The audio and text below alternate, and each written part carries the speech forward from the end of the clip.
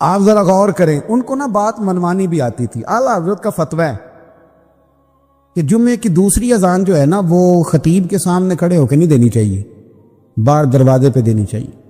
اعلیٰ حضرت رحمۃ اللہ علیہ نا جبل پور چلے گئے، سفر تھا، وہاں آپ کے 2 خلفاء تھے، باپ بیٹا، مولانا عبدالسلام بھی خلیفہ تھے، مفتی برہان اللہ کو ان کے بیٹے وہ بھی خلیفہ تھے۔ فاضل بریلوی جب وہاں پہنچے نا، عالم وہ نہیں ہوتا کہ جو بات لچھے دار تقریر کر کے تو گزر جائے، عالم وہ ہوتا ہے جس کو بات کرنی بھی آتی ہو اور ذہن میں اتارنی بھی آتی ہو۔ وہ شخص ہے جو پختہ علم رکھتا ہو، اسے پتا ہو کہ کس حکمت کے ساتھ لوگوں کو بات سمجھانی ہے۔ کلم الناس علی قدر عقولہم، اگرچہ مدرسین کی بھی بڑی بات ہے، لیکن ٹھہر ٹھہر کر طریقے سے پیار سے ہمارے بزرگ سمجھاتے تھے۔ اعلیٰ حضرت سے وہاں کسی نے پوچھا جی جمعے کی دوسری اذان کہاں پڑھنی چاہیے، تو اعلیٰ حضرت فرمانے لگے باہر پڑھنی چاہیے۔ آپ نے وہ فتویٰ دے دیا، وہاں جناب لڑائی شروع ہو گئی۔ وہاں لوگوں نے کہہ دیا جناب ہمارے ہاں 40 سال سے ہو رہی ہے، کسی نے کہا 35 سال سے۔ اعلیٰ حضرت فرمانے لگے دین تجربے سے نہیں آتا، دین علم سے آتا ہے۔ یعنی 40 سال تجربہ ہو گیا تو اس کا مطلب ہے آپ عالم ہو گئے۔ دین کا تعلق تجربے سے و علم سے ہے۔ وہ بحث ہو گئی۔ اعلیٰ حضرت نا انگریز کی عدالت نہیں جاتے تھے، فرماتے تھے عدالت تو وہ ہوتی ہے جہاں عدل ہوتا ہے، آپ اس کو کچہری کہتے تھے، عدالت کہتے ہی نہیں تھے، اور کبھی گئے ہی نہیں تھے۔ انہوں نے مقدمہ کرا دیا اعلیٰ حضرت، پرچہ کٹوا دیا جی مولانا نے فساد کرا دیا۔ اب وہ جج مسلمان تھا، اس نے ریڈ کر لیا، وہ جو نائب قاصد نہیں، وہ ادری جس کو کہتے ہیں آوازیں دیتا ہے، فلاں بن فلاں حاضر ہو، وہ اعلیٰ حضرت کا مرید تھا۔ آپ نے اسے بلا کے نا تو ساری بات سمجھا دی، وہ سمجھ گیا کرنا کیا ہے۔ جب باری آئی نا اعلیٰ حضرت کی تو جج صاحب نے کیس پہلے پڑھ لیا تھا کہ یہ مسئلہ ہے، مولانا کہتے ہیں اذان باہر پڑھو، تو کچھ لوگ کہتے ہیں سامنے پڑھنی چاہیے۔ اس نے کہا بھی بلاؤ مولانا رضا علی خان ولد نقی علی خان۔ وہ کہنے لگا کھڑا ہو کے نا جج کے سامنے، کانوں میں دونوں بالکل جج کے آواز دینی تھی نا باہر جا کے، تو جج صاحب کے سامنے جج صاحب کی طرف منہ کر کے کہنے لگا مولانا رضا علی خان ولد نقی علی خان حاضر ہو، اور جج کہنے لگا بیوقوف باہر جا کے کہنے لگے یہی تو میرے پیر کہتے ہیں، یہی تو وہ فرماتے ہیں کہ خطیب تو آیا بیٹھا جمعہ پڑھانے، وہ تو آیا ہوا ہے، باہر جا کے کہے جو نہیں آئے انہیں بھی پتہ چل جائے کہ جمعہ پڑھنا ہے، یہی تو وہ کہتے ہیں۔ وہ جج کہنے لگا مولانا کو آنے کی ضرورت نہیں، وہ جو بھی کہہ رہے ہیں ٹھیک ہی کہہ رہے ہیں، وہ ٹھیک کہہ رہے ہیں جو بھی کہہ رہے ہیں۔ انہوں نے فکری طور پر لوگوں کی تربیت کی، انہیں بات سمجھائیں۔ ایک مولانا نے کہہ دیا کہ نبی پاک صلی اللہ علیہ وسلم کو تو غیب کا علم ہی نہیں، تو اعلیٰ حضرت فرمانے لگے تو بتا اگر نہ ہو حضور کو غیب کا علم تو تیرا کیا فائدہ ہے؟ سوچنے کی بات ہے نا بھائی، کوئی اختلاف نہیں، لیکن کسی کا کیا نقصان ہے اگر اللہ اپنے نبی کو غیب کے خزانوں کی چابیاں دے؟ ہے کسی کا نقصان؟ عجیب فلسفہ ہے نا۔ میں سفر کرتے رہتا ہوں تو بچے میپ لگا لیتے ہیں، اس کو غیب ہے کدھر جانا کدھر نہیں جانا، لے جاتا ہے کہ نہیں، لیفٹ ہو جاؤ رائٹ ہو جاؤ، کس نے بتایا اسے؟ اس کی بات ماننا اسلام کے کفر۔ اللہ اکبر، الجھ گئی نا بات۔ پھر وہ بتاتا ہے کہ آپ 5 گھنٹے 4 منٹ میں فلاں جگہ پہنچ جائیں گے، تو اتنی دیر میں بندہ پہنچ جاتا ہے این ٹائم پہ، تو یہ بات ماننا اسلام کے کفر۔ لیکن مجھے افسوس اس بات کا ہے کہ ڈاکٹر کا الٹرا ساؤنڈ ماننے والے، میپ کی باتیں ماننے والے، کل اتنے بجے بارش ہو جائے گی یہ ماننے والے، اگر کہا جائے کہ رسول پاک نے یہ غیب کی خبر دی ہے تو لوگ اڑ جاتے ہیں۔ اعلیٰ حضرت فرماتے ہیں یوں نہ کرو جسے کوئی سائنسدان پڑھائے، اگر وہ بہت ساری باتیں بتا سکتا ہے تو جسے رب رحمان پڑھائے۔ الرحمن علم القرآن خلق الانسان۔ میں تم بات ہی نہیں مانتے؟ فاضل بریلوی نے الدولت المکیہ پوری کتاب لکھی ہے، را فرماتے ہیں اللہ نے سب سے زیادہ غیب کی خزانوں کی چابیاں اپنے نبی کو عطا فرمائی ہے۔ تو آپ نے ہر محاذ پر حضور کی شانیں بیان فرمائی، نبی پاک کی عظمتوں کے تذکرے کیے۔ آپ نے فرمایا کہ اولیاء اللہ، صوفیاء، بزرگ، ان پر تنقید نہ کرو۔ ہمارا نا آج مزاج بن گیا ہے، میں اکثر کہتا ہوں کہ لوگوں کا ذائقہ خراب ہو گیا ہے۔ یہ جو لوگ کہتے ہیں نا نماز میں دل نہیں لگتا، محفل میں سرور نہیں آتا، ہم جب اینک تنقید کی لگا کے جاتے ہیں تو کیسے مزہ آئے گا جب ہم سامنے والے کو اچھا ہی نہیں سمجھ رہے؟ سب سے اچھے ہم خود ہیں۔ میں اکثر کہا کرتا ہوں کہ جب تک ہم تھوڑا سا نیچے بیٹھ کے اوپر نہیں نہ دیکھتے، بندے ہمیں بڑے نظر نہیں آئیں گے، چھوٹے چھوٹے نظر آئیں گے۔ ہم ہمیشہ اوپر کھڑے ہو کے نیچے دیکھتے۔ مہربانی فرمائیں۔ بڑی شاندار بات لکھی اعلیٰ حضرت بریلوی نے ملفوظات شریف میں۔ آپ فرماتے ہیں 2 بڑے زبردست قاری تھے، تلفظ اچھا ہی ہونا چاہیے، لیکن اس کا یہ مطلب نہیں کہ پھر آپ سب پہ تنقید ہی کرتے رہیں۔ اعلیٰ حضرت فرماتے 2 قاریوں نے نا ایک بزرگ کے پیچھے نماز پڑھی، تو ان کے نا کچھ قواعد مستحب، کچھ قواعد ٹھیک نہیں تھے، تو کہنے لگے شہرت تو بڑی سنی تھی پر بابے کو تو قرآن بھی صحیح نہیں پڑھنا آتا، یہ اعلیٰ حضرت نے لکھا ہے، چھوڑو جو یہ بھی کو بلی ہے۔ فرماتے ہیں بس مستحب قواعد ٹھیک نہیں تھے، جو چیزیں ضروری ہیں وہ ٹھیک پڑھتے تھے بابا جی۔ اب ان دونوں نے تنقید کی دل میں، اور باہر نکل ایک دوسرے سے کہنے لگے یار کتنا سوچ کے آئے تھے پر یہ تو قرآن پاک بھی ٹھیک نہیں پڑھتے۔ اب موسم تھا تھوڑا سا ایسے ہی معتدل موسم تھا، نہ زیادہ گرمی تھی نہ زیادہ سردی تھی، قریب ایک جھیل تھی، کپڑے اتارے، تہمتیں باندھی اور جھیل میں گھس گئے نہانے کے لیے۔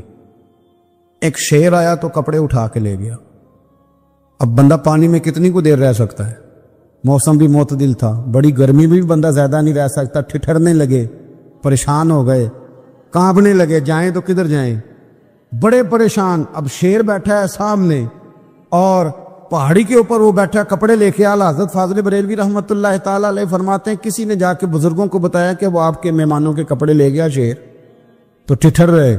وہ بزرگ آئے اور آ کے نا تو شیر کو آواز دی، اللہ ہر مشکل دی کنجی یارو ہاتھ مرداں دے آئی۔ شیر کو آواز دی، کہنے لگے ادھر آئے نا، وہ آیا تو تھپکی دی۔ فاضل بریلوی نے حقوق والدین پہ لکھا، حقوق اولاد پہ لکھا، استاد کے حقوق پہ لکھا، شاگرد کے حقوق پہ لکھا، اعلیٰ حضرت نے پڑوسیوں کے حقوق پہ لکھا، فاضل بریلوی رحمۃ اللہ نے پیر اور مرید کے حقوق پہ لکھا، اعلیٰ حضرت نے شرطیں بیان کی مرید کس کا ہونا ہے، شرائط۔ فرمایا سب سے پہلے 4 شرطیں دیکھو پھر بیعت کرنا۔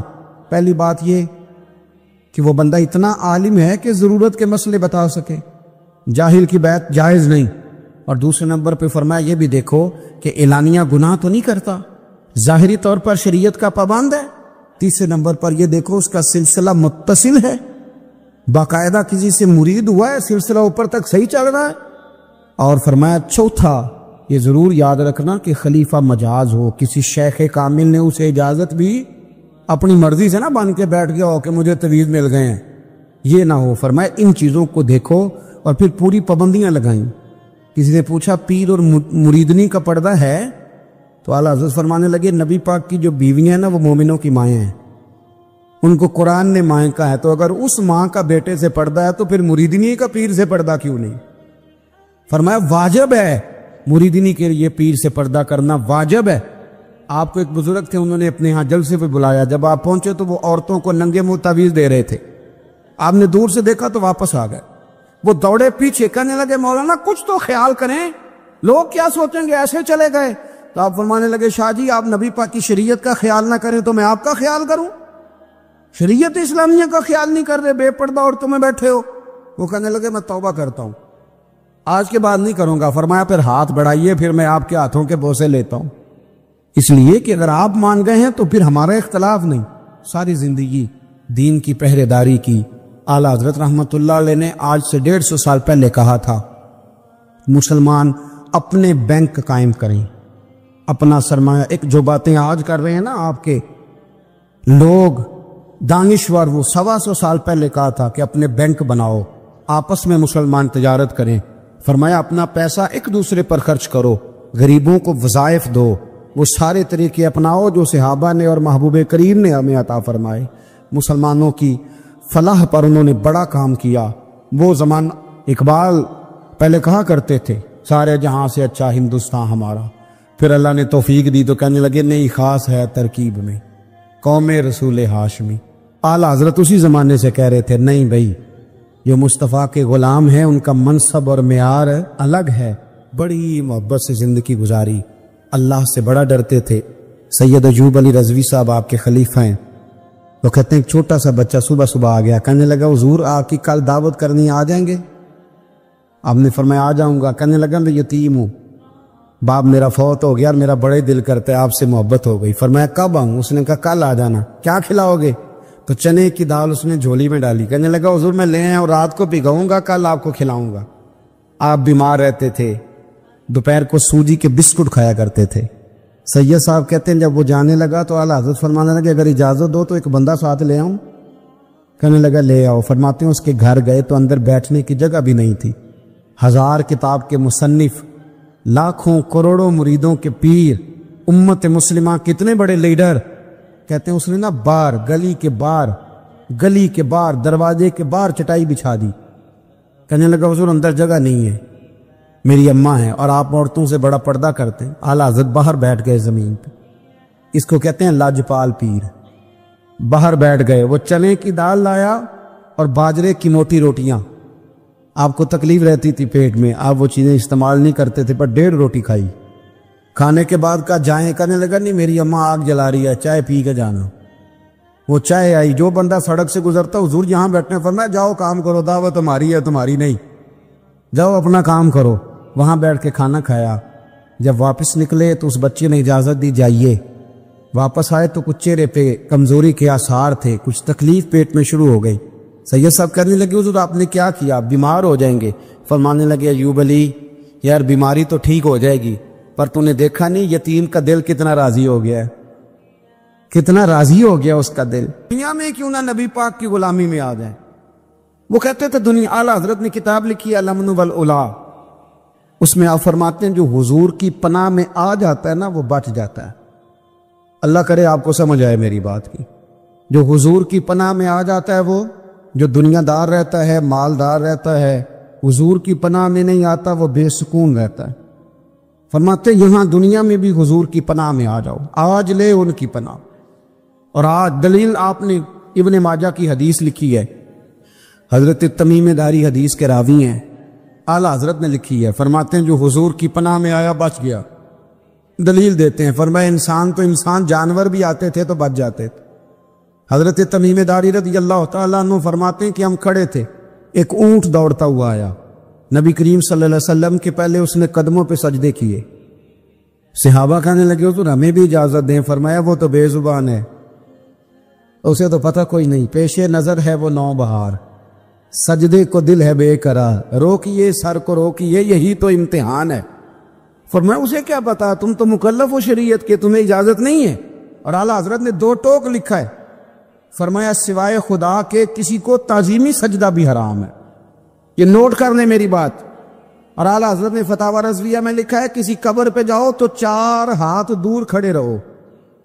اللہ کرے آپ کو سمجھ آئے، کتنے ہاتھ؟ 4 ہاتھ دور کھڑے رہو، سورۃ فاتحہ پڑھو، درود شریف پڑھو، جس قبر پہ گئے ہو ان کی روح کو اصال ثواب کر، ان کے وسیلے سے دعا مانگو۔ اعلیٰ حضرت فرماتے ہیں قبر کو سجدہ بالاتفاق حرام ہے، طواف قبر کا کرنا بالاتفاق حرام ہے، بوسہ لینے میں اختلاف ہے کہ جائز ہے کہ ناجائز ہے، لیکن بوسے سے بھی چونکہ شک پڑتا ہے تو فرماتے ہیں احمد رضا کی رائے یہ ہے کہ بوسہ لینے سے بھی بچا جائے۔ وہ آ گیا تو اس سے اگلی باتیں کرتا، بس خاموش رہ، باادب رہ اور پیچھے رہ۔ تو حضرت تمیم داری کہتے ہیں یہ حدیث اعلیٰ حضرت نے لکھی ہے الامن والعلا میں، فرماتے ہیں کہ اونٹ نے پہلے سجدہ کیا، قدم چومے، پھر اس نے حضور کے کان میں کوئی بات کہی۔ روزے دے دوالے نے غلاماں دیاں ٹولیاں، ایک پیا سن دے کروڑاں دیاں بولیاں، یعنی اونٹ نے بات کی تو حضور نے وہ بھی سن لی۔ اعلیٰ حضرت کہتے ہیں جو پناہ میں آتا ہے بچ جاتا ہے۔ کہتے ہیں رسول کریم نے نا اونٹ کی پشت پہ ہاتھ پھیرا اور اللہ کے محبوب فرمانے لگے فکر نہ کر، اب تو آ گیا ہے نا تو جیسے تو کہے گا ویسے ہی ہو جائے گا، جیسے تو کہے گا ویسے ہی۔ ابن ماجہ میں موجود ہے، پر میں چونکہ فاضل بریلوی رحمت اللہ علیہ کی کتاب سے پیش کر رہا ہوں الامن والعلا سے، تو میں اسی انداز میں پیش کر رہا ہوں جس انداز میں وہاں ہے۔ حضرت تمیم داری کہتے ہیں کہ ہماری سمجھ میں بات کوئی نہ آئی، تھوڑی دیر گزری تو کچھ لوگوں نے ہاتھوں میں رسیاں پکڑی ہیں، خنجر پکڑے ہیں، دوڑے آئے، یا رسول اللہ یہ ہمارا اونٹ ہے۔ حضرت تمیم داری کہتے ہیں میں نے دیکھا کہ جب وہ آ گئے نا خنجر لے کے تو اونٹ حضور کے پیچھے چھپ گیا۔ آج لے ان کی پناہ، آج مدد مانگ ان سے، وہ حضور کے پیچھے چھپ گیا۔ تو کہتے ہیں کہ نبی کریم صلی اللہ تعالیٰ علیہ وسلم نے فرمایا کیا مسئلہ ہے بھائی؟ یا رسول اللہ ہمارا اونٹ ہے، ذبح کرنے لگے تھے دوڑا ہے۔ تو حضور فرمانے لگے وہ تو تمہاری شکایت کر رہا ہے۔ وہ کہتا ہے یا رسول اللہ میں نے برسوں ان کی نوکری کی، برسوں میں نے بڑی نوکری کی۔ صحیح کہتا ہے یا رسول اللہ؟ ٹھیک کہتا ہے حضور، اب بوڑھا ہو گیا ہوں، تھوڑا زیادہ بوجھ نہیں اٹھا سکتا تو مجھے ذبح کر کے کھانا چاہتے ہیں، میں مرنا نہیں چاہتا۔ نبی کریم فرمانے لگے اچھے لوگ یہ صلہ دیتے ہیں؟ اور نے عرض کی حضور آپ حکم کر دیں، ہم اس کو چھوڑ دیتے ہیں یا رسول اللہ، نہیں ذبح کریں گے، خدمت کریں گے۔ حضور فرمانے لگے نہیں، اب میرے پاس آیا ہے نا، اب میں نے واپس نہیں کرنا، آج ہو گیا ہے، آج لے ان کی پناہ، آج مدد مانگ ان سے۔ آج ہو گیا یا رسول اللہ پھر رکھ لیں. حضور نے فرمایا نہیں بھائی پیسے بتاؤ کتنے. یا رسول اللہ نہیں کچھ نہیں. نبی کریم علیہ السلام نے فرمایا نہیں بتاؤ کتنے, بتاؤ کتنے. انہوں نے کہا حضور ایک دفعہ ریٹ لگایا تھا تو 100 دینار لگا تھا. حضور نے فرمایا بلال دے دو 100 دینار. 100 دینار دے دیا. اعلیٰ حضرت فرماتے ہیں دیکھو ان کی پناہ میں آنے کی برکتیں کتنی ہیں. ان سے کہا تم جاؤ, وہ چلے گئے. حضور نے پشت پہ ہاتھ پھیرا, فرمایا جا تو آزاد ہے. حضرت تمیم داری کہتے ہیں وہ پہلے گیا پھر پلٹ کے آیا. اس نے نبی پاک کے کان میں کو بات کی, کئی باتیں کی, پر میں ایک بات کرتا ہوں, کئی باتیں کی. ایک بات کی تو حضور رو پڑے. اونٹ چلا گیا. ہم نے عرض کی حضور یہ کیا کہہ گیا ہے؟ تو محبوب فرمانے لگے یہ کہہ گیا یا رسول اللہ جس طرح آپ نے مجھے چھری سے بچایا ہے میں دعا کرتا ہوں اللہ آپ کی امت کو جہنم سے محفوظ فرمائے. اللہ جہنم سے بچائے آپ کی امت, جس طرح مجھے چھری سے آپ نے محفوظ کیا. اعلیٰ حضرت فرماتے ہیں کن چکروں میں پڑے ہوئے ہو, کن چکروں میں؟ پیسوں کی پناہ لیتے ہو, عہدوں کے پیچھے چھپتے ہو, دولت کے پیچھے چھپتے ہو, تعلقات کے پیچھے چھپتے ہو. پر میں مصیبت آئے گی تو یہ سارے ہٹ جائیں گے. اگر پناہ لینی ہے تو مدینے والے محبوب کی پناہ لو, دروازے رسول پہ آؤ, نبی کریم کی بارگاہ میں جھکو, حضور سے پیار کرو. اعلیٰ حضرت فرماتے ہیں محبوب کا ادب کرو, رسول اللہ کی غلامی کرو. فرماتے ہیں پھر کے گلی گلی تباہ, ٹھوکریں سب کی کھائے کیوں, دل کو جو عقل دے خدا تو تیری گلی سے جائے کیوں. اور فرمانے لگے جان ہے عشق مصطفیٰ روز فزوں کرے خدا, جس کو ہو درد کا مزہ وہ ناز دوا اٹھائے کیوں. جس کو ہو درد کا مزہ وہ ناز دوا اٹھائے کیوں. انہوں نے محبوب کریم کی محبت کا پیغام دیا, صحابہ کی محبت کا, بولیے صحابہ کی محبت کا. پوری کتاب لکھی حضرت صدیق اکبر جناب عمر کے فضائل پر. اور مزے کی بات یہ ہے کہ اعلیٰ حضرت نے نا اردو شاعروں میں سے کسی کو توفیق نہیں ہوئی حضور کو شہنشاہ کہنے کی. اعلیٰ حضرت نے کہا میرے نبی شہنشاہ ہیں. دلیل کیا دی؟ فرمانے لگے پڑھو ترمذی. حضور نے فرمایا میرے 2 وزیر زمینوں میں ہیں 2 آسمانوں میں. زمین کے 2 وزیروں کے نام ابو بکر اور عمر ہیں, آسمان کے 2 وزیر ہیں جبریل اور میکائیل. اعلیٰ حضرت کہنے لگے حضور وزیر تو کسی شہنشاہ کے ہی ہوتے ہیں, پھر کہہ لو نا شہنشاہ. تو پھر فرمانے لگے حاجیو آؤ شہنشاہ کا روضہ دیکھو, حاجیو آؤ شہنشاہ کا روضہ دیکھو. کعبہ تو دیکھ چکے اب کعبے کا بھی کعبہ دیکھو, کعبہ تو دیکھ چکے اب کعبے کا بھی, غور سے سن تو رضا کعبے سے بھی آتی ہے صدا, میری آنکھوں سے میرے پیارے کا روضہ دیکھو. اعلیٰ حضرت نے ساری زندگی اور صحابہ کرام کی بات کی, اہل بیت کی بات کی, اولیاء کی بات کی, صوفیاء کی بات کی, دفاع کیا سب کا, سب کے شانوں میں لکھا, امت کو بتلایا کہ اپنے بزرگوں سے جڑے رہو گے تو بچے رہو گے. اعلیٰ حضرت نے طنز کرنے سے, تنقید کرنے سے, بلا وجہ غلطیاں نکالنے سے اور ایک دوسرے پر لان تان کرنے سے ہمیں بچنے کو کہا. اعلیٰ حضرت فرماتے ہیں کوئی علم اگر آ جائے نا تو اس کا معنی یہ نہیں کہ سب کو جاہل سمجھ لینا چاہیے. سمجھ آ رہی ہے میری بات کی؟ ہم جس شعبے میں بھی ہوتے ہیں نا سامنے والے کو ان پڑھ ہی سمجھتے ہیں. مولویوں کے بارے میں بعض لوگوں کا خیال ہے کہ یہ پتہ نہیں کون سی مخلوق ہے, ان کو کیا پتہ دنیا داری کا. میں صحیح کہہ رہا ہوں. اسی طرح جو میرے شعبے سے تعلق رکھنے والے لوگ ہیں وہ کہتے ہیں شاید سارے تاجر 2 نمبر طریقے سے ہی مال کماتے ہیں. یہ ہو نہیں سکتا, ایسا ہو نہیں سکتا. ہمیں نا دوسروں کی اہمیت کی خبر رکھنی چاہیے. ہم ایک دوسرے سے پیار, ہم طنز کرتے ہیں, تنقید کرتے ہیں. فاضل بریلوی منع کرتے تھے. آپ فرماتے ہیں یہ طریقہ درست. ہم جب غلطیاں نکالنے پہ جاتے ہیں تو معاذ اللہ اتنا اوپر بن جاتے ہیں کہ معاذ اللہ ثم معاذ اللہ اللہ رسول تک پہنچ جاتے ہیں. اعلیٰ حضرت کے زمانے میں ایک شخص نے کہہ دیا نبی پاک کا خیال آئے تو نماز ٹوٹ جاتی. عقل ہے نا جی, جہاں مرضی لے جاؤ. اور کہنے لگا جی میں نے خالص اللہ کے لیے پڑھنی ہے نا فلسفہ عجیب. نبی پاک کا خیال آئے تو نماز. اعلیٰ حضرت فرمانے لگے تو بڑا ہی پاگل ہے. جب تو کہے گا السلام علیکہ ایھا النبی, خیال آئے گا کہ نہیں؟ فرمانے لگے تو بڑا ہی نادان ہے. جب تو کہے گا اللہم صلی علی محمد وعلی, خیال آیا کہ نہیں آیا؟ فرمانے لگے تو نبی پاک کی بات کرتا ہے, نماز میں تو ابا اماں کا بھی خیال آتا ہے. ربنا اغفر لی ولی والدیّ, فرمانے لگے ربے کے خیال سے نہیں ٹوٹتی تو مدینے والے کے خیال سے کیسے ٹوٹ گئی؟ فرمانے لگے بڑا ہی بیوقوف ہے تو۔ اعلیٰ حضرت فرمانے لگے تو کہتے حضور کا خیال آئے تو ٹوٹ جاتی ہے؟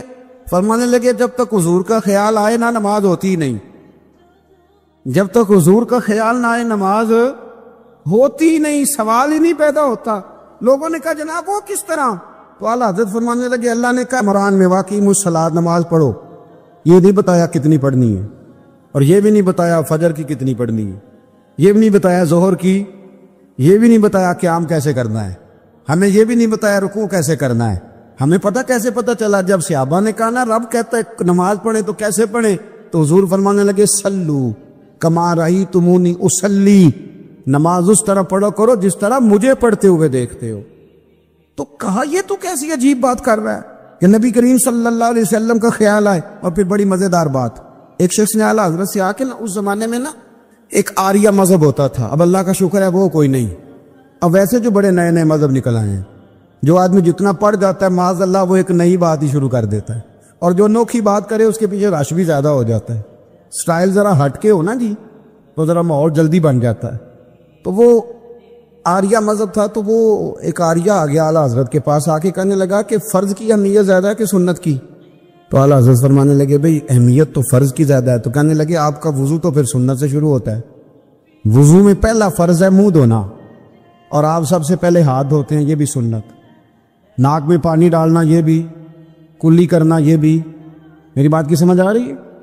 اس نے کہا یہ آپ عجیب لوگ ہیں، فرض اگر بڑا ہے تو پہلے فرض ہونا چاہیے تھا۔ سمجھ آ رہی ہے میری بات کی؟ لوگ دین پر بڑے بڑے مختلف اعتراضات کرتے ہیں نا، اس نے کہا جی پہلے ہونا چاہیے تھا فرض، تو منہ دھونا فرض ہے، آپ نے گھٹنوں تک ہاتھ دھوئے، اب یہ جو آپ نے ہاتھ دھو یہ بھی سنت، کلی کری تو وہ بھی سنت، ناک میں پانی ڈالا تو وہ بھی سنت، تو آپ تو چوتھے نمبر پہ فرض ادا کر رہے۔ تو اعلیٰ حضرت فرمانے لگے تم اصل میں محبوب کا غلام نہیں نا، ہاں تجھے کیا بتاؤ یہ بات کیا ہے، تو بیٹھ جا ہم سے سن، ہم تجھے بتاتے ہیں۔ اس نے کہا جی کیا مطلب؟ فرمانے لگے یہ محبوب جو ہے نا ہمارے، یہ ہمیں بڑی جگہوں سے بچاتے ہیں، یہ بچا بچا کے فرائض تک لے جاتے ہیں۔ کیا مطلب؟ کہنے لگے حضور نے ہمیں کہا ہے کہ پہلے نا ہاتھ دھو لو، پتہ چل جائے پانی زیادہ گرم تو نہیں، منہ جالی نہ جائے، پہلے نا دیکھ لو۔ فرمایا پھر ناک میں ڈال کے پتہ کرا لو کہ اس میں سے بدبو تو نہیں آتی، سنت بھی ادا ہو گئی، پتہ بھی چل گیا بو تو نہیں آ رہی، اور فرمایا پھر منہ میں ڈال کے چکھ لو کہ بد ذائقہ تو نہیں۔ اب یہ 3 سنتیں ادا کر کے تم فرض ادا کرو گے تو اللہ بھی راضی ہوگا، اللہ کے رسول بھی راضی ہوں گے۔ نبی کریم علیہ السلام کے صحابی حضرت ابو ہریرہ رضی اللہ تعالیٰ عنہ فرماتے ہیں کہ حضور سید عالم علیہ السلام کے پاس میں بیٹھا تھا تو چند نوجوان حضور کے پاس بیٹھے تھے، جہاں ہم بیٹھے تھے وہاں جگہ کچھ تنگ تھی۔ ایک بزرگ آ گئے سفید داڑھی والے، انہوں نے سلام لی، نبی پاک علیہ السلام نے سلام کا جواب دیا تو حضور نے نوجوانوں پہ 2-3 دفعہ نظر ڈالی، وہ بیٹھے رہے، ان کو جگہ نہیں دی، تھوڑے سمٹے نہیں۔ تو کہتے ہیں رسول پاک علیہ السلام نے بات کی تو میں کانپنے لگا۔ اللہ کے حبیب نے فرمایا من لم یرحم صغیرنا ولم یعکر کبیرنا فلیس منا، فرمایا جس کو چھوٹے پہ شفقت نہیں کرنی آتی اور جس کو بڑے کی عزت نہیں کرنی آتی اس کا تو ہم سے تعلق ہی کوئی نہیں، فلیس منا، وہ ہم میں سے۔ فرمایا وہ آئے تم نے جگہ ہی نہیں دی، یہ سفید داڑھی والے شخص کا اکرام نہیں کیا، اس کو تم نے جگہ ہی نہیں دی۔ اور ہم لوگ یہ سمجھتے ہیں، یہ نوجوان یہ سمجھتے ہیں کہ ہم نے کون سا بوڑھے ہونا ہے، ہم نے کون سا بوڑھے ہونا، ہم نے تو سدا جوان ہی رہنا ہے۔ ایک کلرک نے نا ایک دفعہ کسی بہت بڑے رائٹر کو کہہ کے اپنے نام سمیت، اس نے کہا تھا میرا نام، ایڈریس، فون نمبر سمیت یہ بات اپنے کالم میں درج کر دو۔ اس نے کہا کہ میں کلرک تھا، تنخواہیں وغیرہ دیتا تھا کسی بینک میں یا کسی ایسے ادارے میں ملازم تھا جہاں میں وہ چیزیں دیا کرتا۔ تو کہتے ہیں کہ میں وہاں یہ کام کرتا تھا تو بوڑھے لوگ، آپ کو پتہ ضعیف لوگ آتے ہیں بیچارے پینشن لینے، کسی بچے کی منت کرتے ہیں وہ لے کے جاتا ہے، بابا جی کو یہ بھی نہیں پتا انگوٹھا کہاں لگانا، فارم کیسے فل کرنا ہے۔ تو یہ سرکاری عہدوں پہ بیٹھے لوگ معاذ اللہ تنگ ہوتے ہیں اور کئی دفعہ غلط جملے استعمال کرتے ہیں۔ تو کہا کرتا تھا کہ میں بڑا سخت رویہ رکھتا تھا، اب میری بھی پینشن ہو گئی ہے، اور اب جب میں خود لینے جاتا ہوں نا تو کہتے جتنے دھکے میں یہ تھے اس سے 11 گنا کھا چکا ہوں، پر معافی کوئی نہیں مل رہی۔ تو لوگوں کو یہ میرا نام لے کے ایڈریس سمیت بتا دیں کہ اگر اپنا بڑھاپا سیف کرنا چاہتے ہیں تو اپنی جوانی محتاط کریں، اگر اپنا بڑھاپا سیف کرنا چاہتے ہیں تو اپنی جوانی، اور بڑھاپے میں باتیں برداشت ہوتی، جوانی میں برداشت ہوتی ہیں، بڑھاپے میں تو لفظ صحیح بھی نہیں جاتے، آنسو خود بخود نکل جاتے ہیں جب بچہ بات کرتا ہے۔ سنو یہ نوجوان یہ حدیث یاد کر لیں، یہ طبرانی میں موجود ہے، میرے نبی کریم علیہ الصلوۃ والسلام نے فرمایا یہ حدیث یاد کر لینی ہے، پڑھیے درود صلی اللہ ہو، پھر کہیے صلی اللہ ہو، چلے تیسری دفعہ بھی پڑھ لیں صلی اللہ ہو۔ رسول پاک علیہ الصلوۃ والسلام نے فرمایا جو شخص اپنی جوانی میں کسی بوڑھے کی عزت کرے گا، جب وہ بوڑھا ہوگا تو اللہ اسے کئی گنا بڑھ کے اس کی عزت کرائے گا، اس کی کئی کی گئی عزت سے کئی گنا بڑھ کے رب پھر اس کی عزت کرائے گا۔ نوجوان اکرام کرنا سیکھیں، بزرگوں کا احترام کریں، اپنے بڑوں کے ساتھ، اور بڑوں میں جتنے بھی صاحب فضیلت بڑے ہیں، آپ کا جو استاد ہے وہ آپ کے لیے بڑا قابل احترام ہے، بڑا قابل احترام ہے۔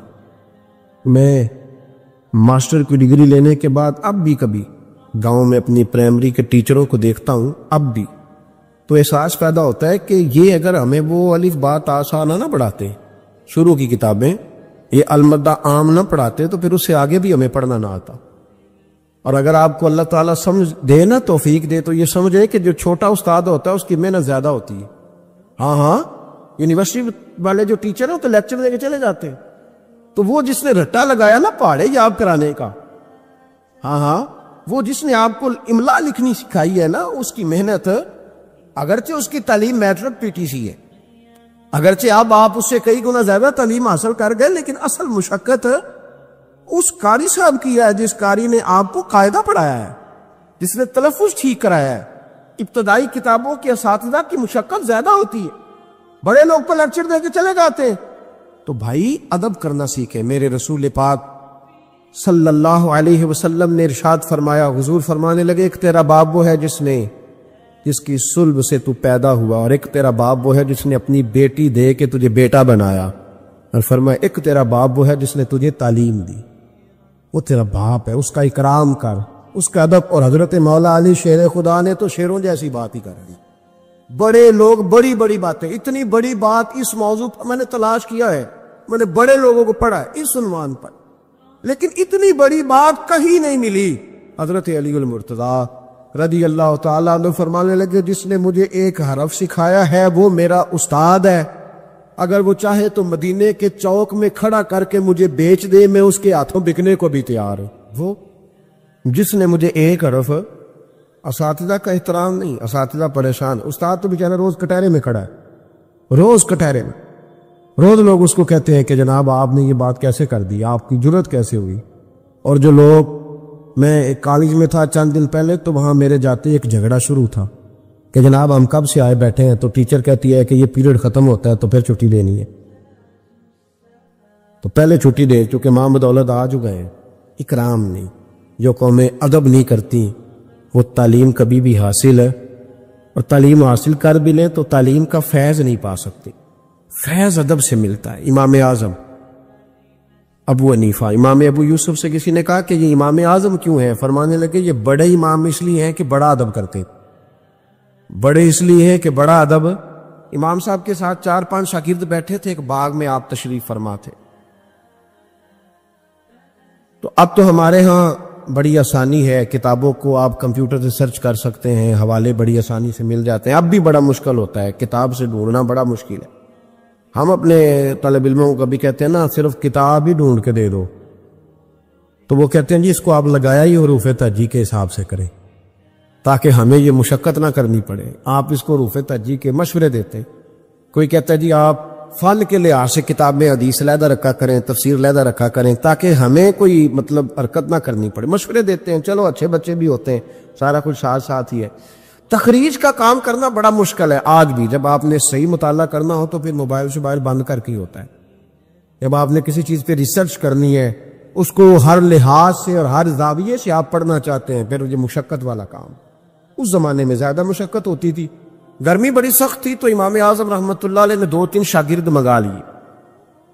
اب بڑی ساری سہولیات ہیں، جب ہم کوئی صفحہ 2-3 صفحے محفوظ کرنا چاہتے ہیں تو اس کا طریقہ ہم یہ رکھتے ہیں کہ ہم ہمارے پاس پنیں ہوتی ہیں، پن لگا لی، اتنے صفحے سائڈ پہ کر لیے، پھر کئی بہت ساری آسانیاں ہیں۔ اس زمانے کے اندر بڑا مشکل ہوتا تھا، کچھ کاغذ بھی بڑا مہنگا تھا، چیزوں کو سمیٹنا، اور اگر کچھ چیز بکھر جاتی تھی دوبارہ حاصل کرنا ایک مشقت والا کام۔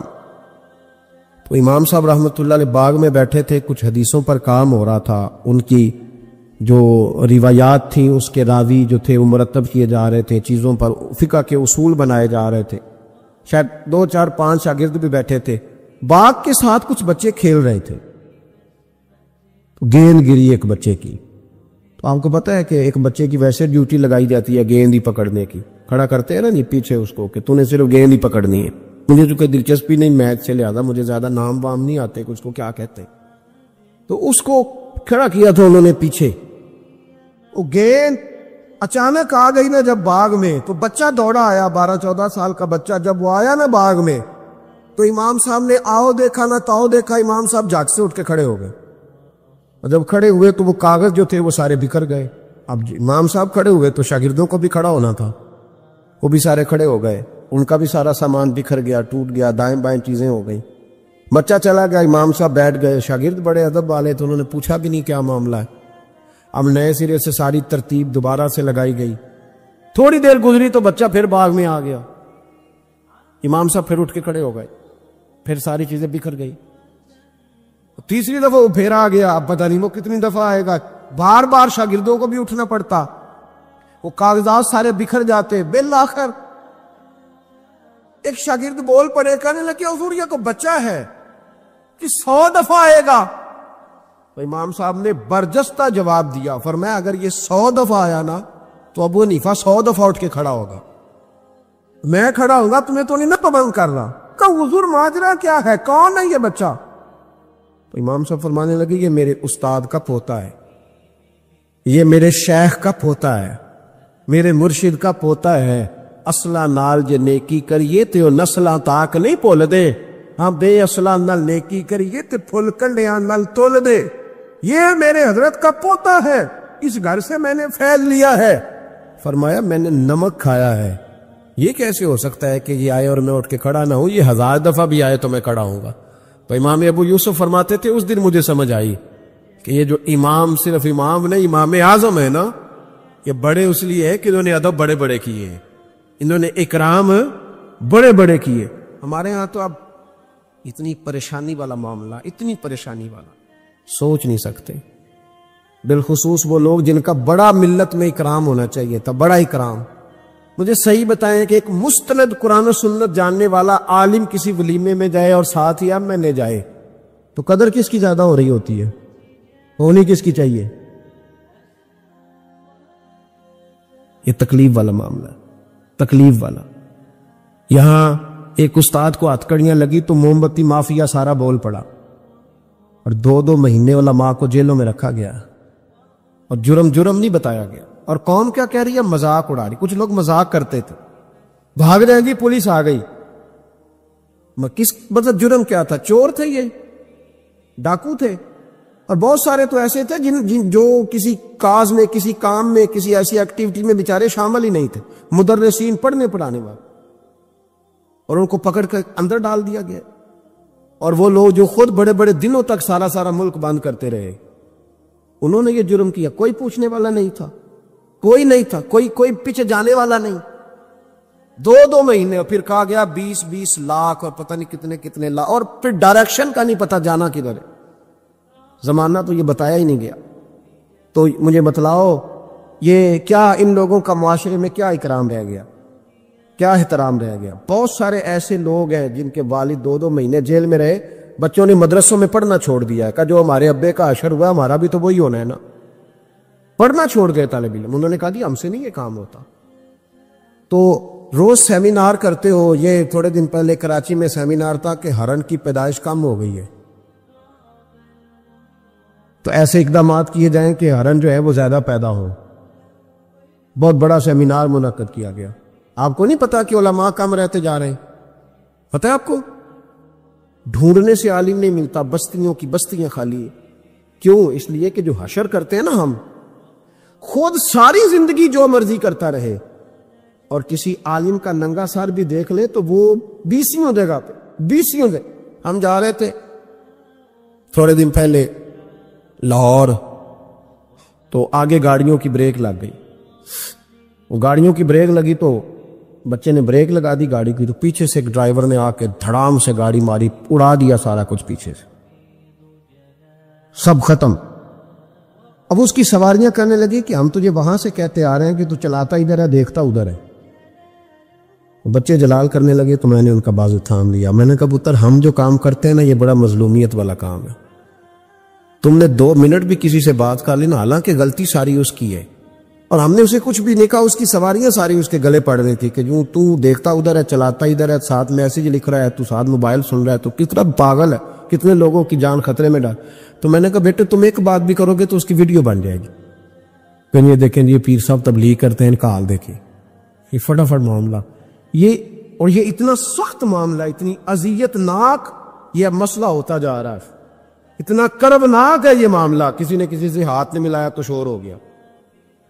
یہ بازو دکھنے لگتا ہے. آپ یقین کریں بیٹھے رہتے ہیں نا، جب کسی مجلس میں جاتے ہیں تو ہزاروں لوگوں سے ملنا پڑتا ہے، اور سنگی اپنے حساب سے ملاقات کرتے ہیں. کچھ بڑے عقیدت مند ہوتے ہیں، اور جب تک پورا بازو اپنے قریب نہ کر لے تب تک سلاد میں بھی مزہ نہیں آتا. تو اب آپ کہہ نہیں کچھ سکتے، آپ چونکہ آپ دین کی بات کرتے ہیں، آپ خبردار، آپ بالکل ہلیں گے نہیں، آپ کو ہر جگہ پورا اترنا ہے. تو یہ اتنا گھٹن والا ماحول، کیونکہ آداب نہیں رہے، کیونکہ ہم تکلیف دیتے ہیں، ہم آزمائش میں ڈال. ایسے ایسے جملے لوگ کستے اور کہتے ہیں کہ جن کا کوئی مطلب جواب ممکن ہی نہیں، آپ دے نہیں سکتے. آپ کس طرح کر کے اس کا جواب دیں گے؟ کسی نے فون کیا اور کوئی سخت بات کہہ دی تو آپ نہیں جواب دے سکتے، پتہ نہیں وہاں ریکارڈنگ نہ چل رہی ہو اور وہ اپنی بات پتہ نہیں ریکارڈ کرے نہیں کرے گا. یہ تکلیف ہے. کبھی بھی اپنے بزرگوں کو تکلیف، کبھی بھی تکلیف نہ لے، کبھی بھی اذیت میں مبتلا نہ کرے، آزمائش میں نہ ڈالے کبھی بھی. اور میں طالب علموں سے کہتا ہوں تمہیں کیا ضرورت ہے کبھی کبھی، اور الحمدللہ یہ چند لوگوں کی بات کر رہا ہوں، ورنہ اللہ کا فضل ہے، عزت کرنے والوں کی تعداد زیادہ ہے، پیار کرنے والوں کی تعداد زیادہ ہے، اور کرم کے ساتھ دیکھنے والوں کی تعداد زیادہ ہے. اللہ کا فضل ہے، زیادہ ہے لوگ.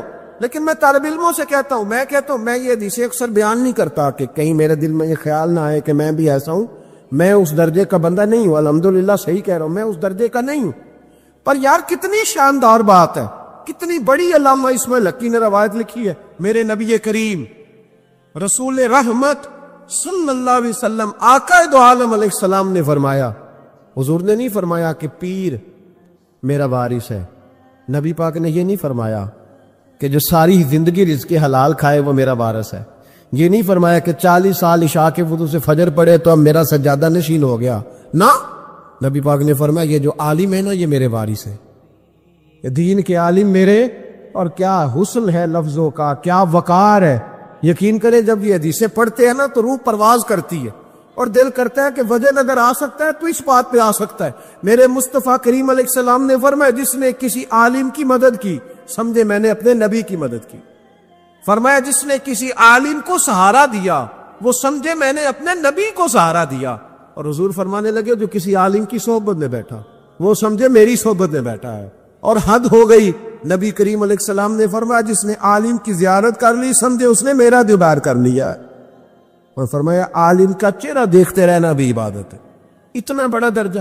اور جہاں جناب موم بتی مافیا ٹی وی پہ بیٹھے ہوئے لبرل لوگ، لبرل بے دین، یہاں تو کسی کی عزت محفوظ نہیں. تھوڑے دن پہلے ایک بڑے مشہور اینکر کی مجھے ویڈیو دکھائی بچوں نے، علامہ اقبال کو برا بلا کہہ رہے تھے.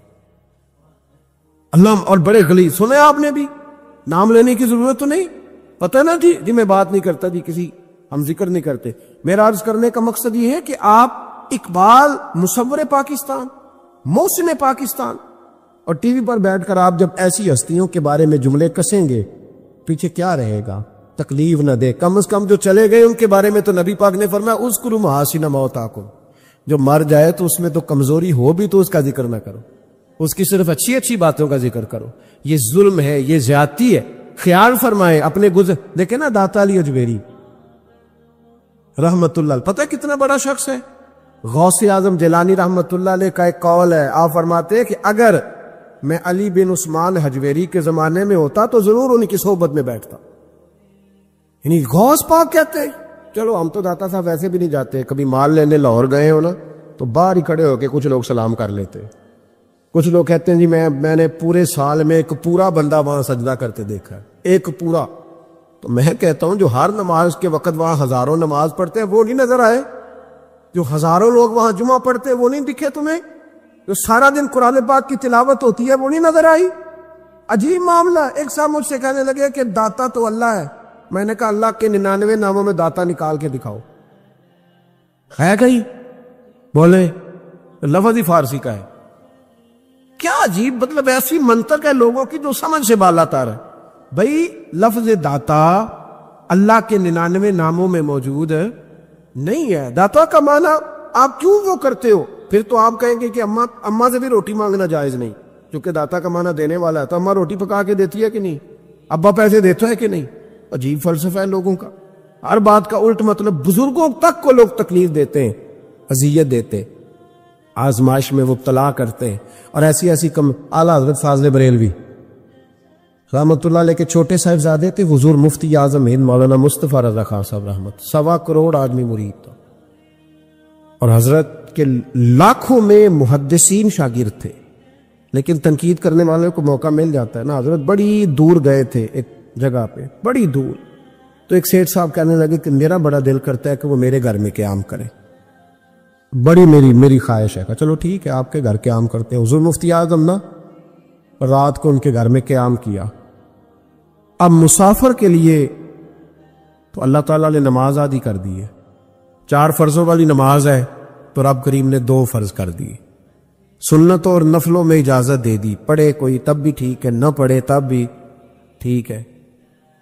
تو اب فرض جہاں کم کر دیے گئے تو حضور مفتی اعظم اس گھر میں مہمان تھے, سارا دن کی تھکاوٹ تھی. تو جہاں اللہ تعالیٰ نے فرض کم کر دیے وہاں کسی پہ پابندی لگائیں کہ اٹھ کے تہجد بھی پڑھے. آپ نے عشاء کی نماز پڑھی, آرام فرمایا, فجر کے وقت اٹھے. اس شخص نے بڑی مشکل سے فجر کے بعد ناشتہ دیا اور سویرے شور کرنے لگا اتنے بڑے پیر ہیں, تہجد تو پڑھی کوئی نہیں. لوگوں نے اس کو کہا یار تو اس بات کی پابندی لگا رہا ہے جس کی اللہ رسول نہیں لگاتے. تو سفر کے اندر تو فرض نماز کو اللہ تعالیٰ نے اجازت دے دی ہے, تو نفلوں کی کہنے لگا جی نہیں مجھے نہیں سمجھ آئی بات کی. انہوں نے کہا کہ تمہیں پتہ ہے حدیث کیا ہے کہ جس نے اللہ فرماتا ہے جس نے میرے ولی سے دشمنی کی میرا اس کے خلاف اعلان جنگ ہے. یہ بخاری مسلم کی مستند ترین حدیث ہے. صرف جنگ نہیں, اعلان جنگ ہے. اعلان 2 ہی تو جرم ہے جن پہ اللہ زیادہ ناراض ہے. ایک کا سود نہ چھوڑا تم نے تو میں جنگ کروں گا, اور ایک کا میرے ولی سے دشمنی کی تو میں تمہارے خلاف اعلان. اس حدیث کی ایک عرب بھی کمزور نہیں, سند بھی کمزور نہیں, متن اتنی تگڑی حدیث.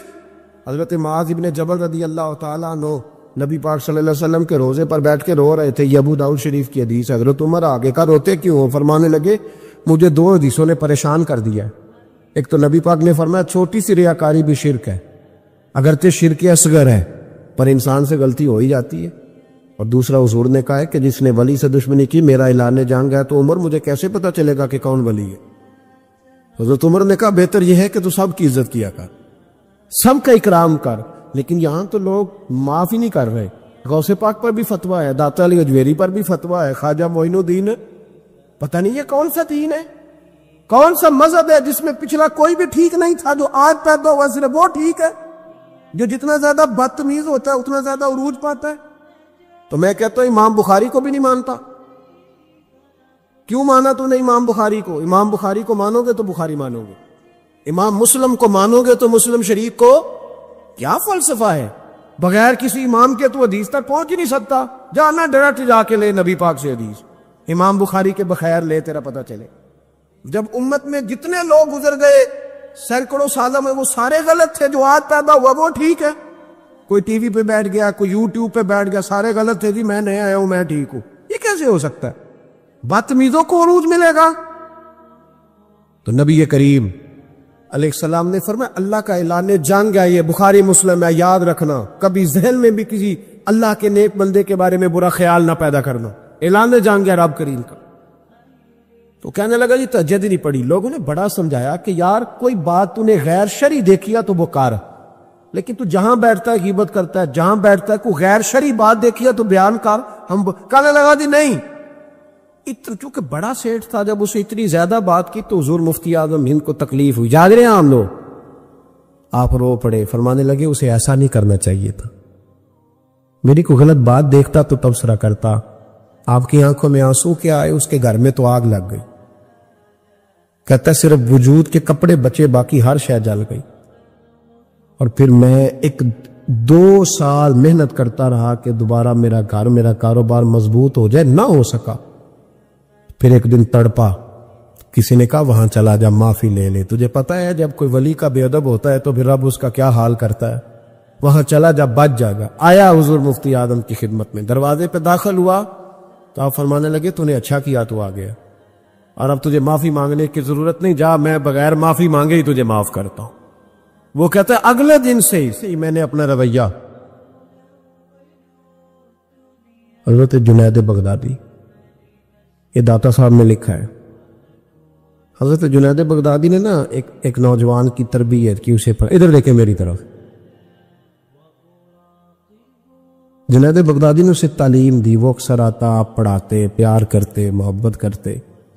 تھوڑی سی نا چند باتوں کی اسے خبر ہو گئی، علم ہو گیا. پھر آہستہ آہستہ اسے نورانی خواب بھی آنے لگ گئے. پھر آہستہ آہستہ اسے سمجھ لگنے لگ گئے کہ اب میں نہ کچھ ہوں. پرواہ کو نہیں ہوتی رب کریم کے بندے کو، موج کرے کوئی. ایک چاہت کرنے والا جاتا ہے تو کئی درجل اللہ عطا کرتا ہے. لیکن نہ صرف اتنی تکلیف ہوتی ہے کہ میری ہاتھوں کے تراشے ہوئے مٹی کے صنم آج بت خانے میں بھگوان بنے بیٹھے ہیں. ادھر تکلیف ہوتی ہے کہ اس کو وہ پتھر جن کو سکھائی تھی قوت گویائی ہم نے، وہ جب بولنے لگے تو ہم پر ہی برس پڑے. یہ ذرا اچھا نہیں لگتا. یہ تکلیف ہوتی ہے کہ یہ کیا انداز ہوا، ہم ہی سے کھا کے ہماری بلی ہمیں ہی میں ہوں. یہ ذرا بات تھوڑی سی باتی، یہ ذرا اچھا نہیں لگتا. یعنی میرے ہاتھوں کے تراشے ہوئے مٹی کے صنم دیکھو آج بت خانے میں بھگوان بنے بیٹھے. تو وہ کہنے لگا کہ میں تو اب اوپر چلا گیا ہوں حضرت جنید بغدادی سے. کبھی کسی کو کوئی بات سناتا، کبھی کوئی سناتا، کہتا وہ تو ابھی وہی ہیں، تبلیغ کر رہے ہیں، یہ کر رہے ہیں، تو میں تو رات خواب میں فلانی جگہ بھی ہوا ہوں. تو بہت اونچا درجہ ہے میرا. وہ آہستہ آہستہ جب پر تھوڑے نکلے نا، انہوں نے کہا تو حضرت ہنس دیتے، مسکرا دیتے، کہتے چلو موج کریں. لیکن دل میں تکلیف ضرور تھی. ہوتی ہے تکلیف، کیا کرے، اللہ نے دل جو بنایا ہے. اس میں بعض لوگوں کے بعض جملوں کی بڑی تکلیف ہے. کئی دفعہ تکیے پہ کچھ آنسو گر جاتے ہیں، رضائی پہ منہ دے کے نا کئی دفعہ بندہ روتا ہے کہ یار سارے کر لیتے، تجھے نہیں کرنی چاہیے. لیکن چلو خیر. ایک دن نا وہ زیادہ ہی بدتمیز ہو گیا. اس نے کہا میں نے مرشد کا امتحان لینا ہے، پتہ کرنا ہے آج کتنے پانی میں. اور شیخ سعدی فرماتے ہیں جب اللہ کسی کو رسوا کرنا چاہتا ہے نا تو اسے اپنے نیک بندوں کی پردہ داری پہ لگا دیتا. وہ جب ان کے پردے کھولنا چاہتا ہے پھر رب اسے رسوا کرتا ہے، پھر چوکوں چراہوں میں رسوا ہوتا ہے. آ گیا حضرت جنید بغدادی کے پاس دل میں سوال لے کے، آج میں نے امتحان لینا ہے. تو کہنے لگا حضور میں کچھ پوچھنے آیا ہوں. تو آپ فرمانے لگے جو تو جلال آ گیا نا، پہلے تو دور دور باتیں کرتا تھا، آج اس نے سامنے کر دی تو کام خراب ہو. جلال آیا حضرت کو، تو مجھ سے بات کرے گا، میری روٹی کھا کے، میرا نمک کھا کے، میرے ٹکڑوں پہ پال کے، مجھ سے تربیت لے کے میرے سامنے بات کرے گا.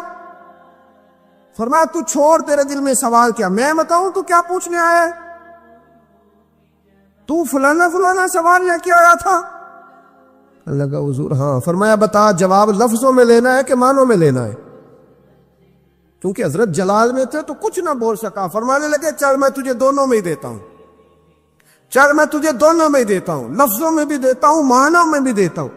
معنی بھی دونوں میں لے دوں جواب. پھر حضرت جنید داتا صاحب نے لکھا، حضرت جنید بغدادی فرمانے لگے لفظوں میں جواب یہ ہے کہ تجھے شرم نہیں آئی، کاش تو میرا امتحان لینے سے پہلے اپنا امتحان لے لیتا. تو دیکھتا کہ تیری 40 سال کی زندگی کہاں گزری ہے، تو دیکھتا کہ تو کہاں کہاں کیا کیا کرتا رہا.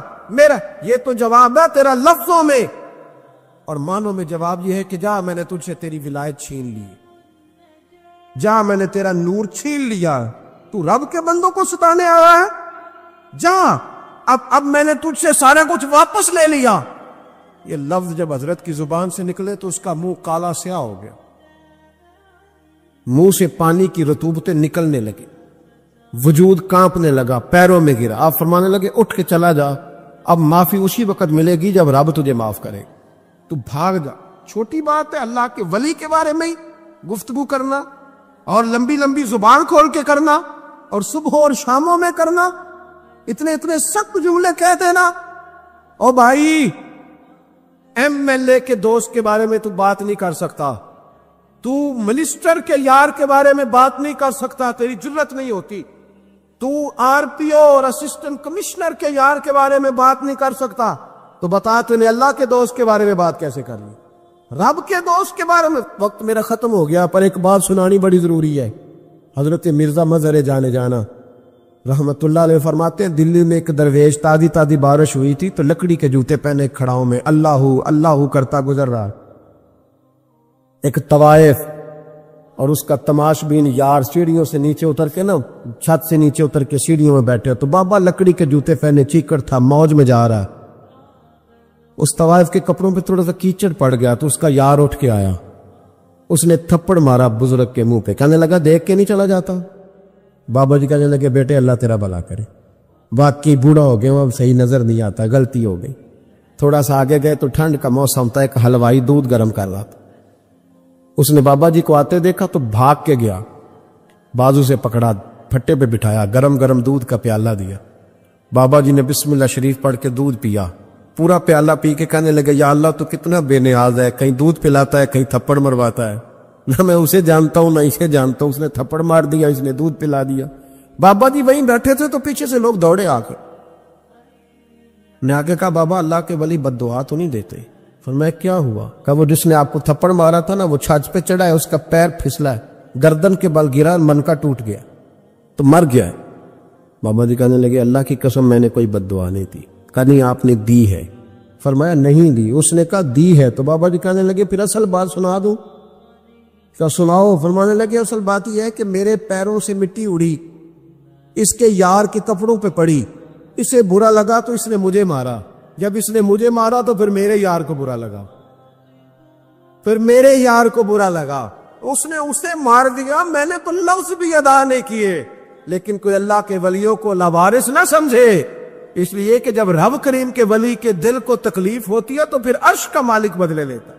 پھر اللہ کہتا ہے میرا اعلان جنگ ہے, پھر تو تیاری کر, پھر میں تجھے بتاؤں گا کہ ساری دولتیں سارا کچھ تیرے گھر میں, پر رات کی نیند نہیں تیرے پاس. پھر ہر سہولت ہوگی پر روح کا سکون. تھوڑا سوچ کے بولیں, تھوڑا احتیاط سے بولیں, تھوڑا تول کے بولیں, کہیں ایسا نہ ہو کہ ایک فکرہ کسی اللہ کے بندے کی بے ادبی کا سبب بنے. آج بھی لوگ, میں کہتا رہتا ہوں اور یہ میرا بڑا درد ہے, میں کہتا رہتا ہوں یہ تیز لوگوں کا زمانہ. لوگ وہاں بھی چالاکی دکھانے کی کوشش کرتے ہیں جہاں بالکل بنتی نہیں, اور جہاں وہ گر جائیں گے چالاکی دکھائیں گے تو وہ سادگی, وہ خوبصورتی, وہ عاجزی, وہ شرافت, پتہ نہیں کیوں ہم یہ چاہتے ہیں کہ ہم اپنی مرضی سے زمانے کو جیت لیں. ایسا نہیں ہوتا. اس کا نقصان یہ ہوتا ہے کہ جب کوئی انسان عقل کے زور پہ چلنا شروع کرتا ہے تو اس کی عقل کسی کو بھلا کیا تکلیف دے گی, اسے خود ہی بڑی تکلیف دیتی. اسے خود محسوس ہونے لگتا ہے کہ میں کوئی نارمل زندگی نہیں گزار رہا, بلکہ مجھے تو کوئی اداکاری کرنی پڑ رہی. حضرت ابو بکر صدیق رضی اللہ تعالیٰ عنہ نے اس زمانے میں جب سارے لوگ کچھ اور کہہ رہے تھے, آج لوگ کہتے ہیں نا یہ سارا زمانہ ادھر جا رہا ہے, لیکن یہ ان کے ایمان کا کمال ہے کہ سارے لوگ کسی اور سمت جا رہے تھے. حضور سید عالم علیہ السلام نے واپس آ کے جب معراج شریف کی بات کی تو اس کی سب سے پہلے تصدیق جناب صدیق اکبر نے فرمائی. اللہ کریم نے فرمایا والذی جاء بصدق وصدق بہ, ایک وہ ہیں جو سچ لے کے تشریف لائے اور ایک وہ ہیں جنہوں نے اس کی تصدیق کی. اولئک ھم المتقون, دونوں ہی پرہیزگار ہیں.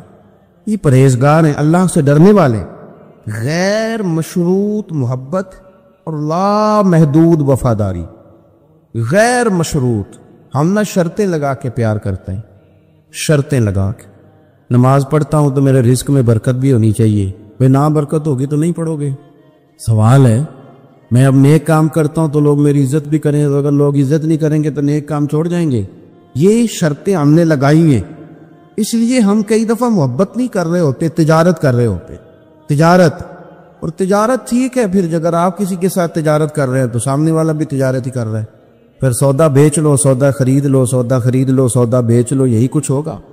حضرت ابو بکر صدیق رضی اللہ تعالیٰ عنہ نے غیر مشروط محبت کی، غیر مشروط، یعنی جو حضور نے کہہ دیا انہوں نے کہا حضور بالکل ہی ٹھیک ہے، جو سرکار دو عالم صلی اللہ تعالی علیہ وسلم نے فرما دیا کہ حضور آپ جو کہیں گے ہو جائے گا، کوئی لیتا نہیں، کوئی لالا نہیں، کوئی اگر نہیں، کوئی مگر نہیں، کوئی ایسے کیسے، بس جو فرما دیا ٹھیک ہے، جیسے کر دیا ٹھیک ہے، جس انداز میں بات کر دی ٹھیک ہے۔ حضور نے کہا کہ جہاد پہ چلنا ہے چلتے ہیں، اب حدیبیہ میں صلح کرنی ہے، حضور ٹھیک ہے کر لیتے ہیں۔ حضرت عمر کہتے ہیں میں نے کچھ اپنے مشورے پیش کیے کہ اس طرح کر کے چلنا چاہیے، پر ابو بکر صدیق نے کہا نہ بھائی جو کریم فرما دے وہی ٹھیک ہے، ہم نے نہ کبھی قطرے پہ غور کیا اور نہ دریا دیکھا، بس جہاں تیری جھلک دیکھی وہیں ڈوب گئے۔ انسان کے نا دو قسم کے پیار کرنے والے ہوتے ہیں، ایک پیار کرنے والے پروٹوکول مانگتے ہیں، ٹائم مانگتے ہیں، پیار کرتے ہیں وہ بھی، لیکن ان کا خیال ہوتا ہے کہ اس طرح کر کے اگر آپ چلیں گے تو پھر پیار ہے۔ کچھ پیار کرنے والے اس طرح کے ہوتے ہیں، وہ کہتے ہیں تو مل نہ بھی وہ دی فطرت ہے کہر نہ چھڈے، سجن ہو کے ویر نہ چھڈے، انہوں آکھو اسی نہیں متھے لگ دے، چلو ساڈا شہر نہ چھڈے۔ کچھ لوگ ایسے ہوتے ہیں کہتے ہیں مل نہ بھی یار کوئی عرض نہیں، لیکن اس طرح کر کہ پیار تیرے ساتھ قائم رہے گا، تو سلام لے پھر بھی تیری مرضی، اور پھیر کے گزر جا پھر بھی تیری، غیر مشروط محبت، شرط والی نہیں۔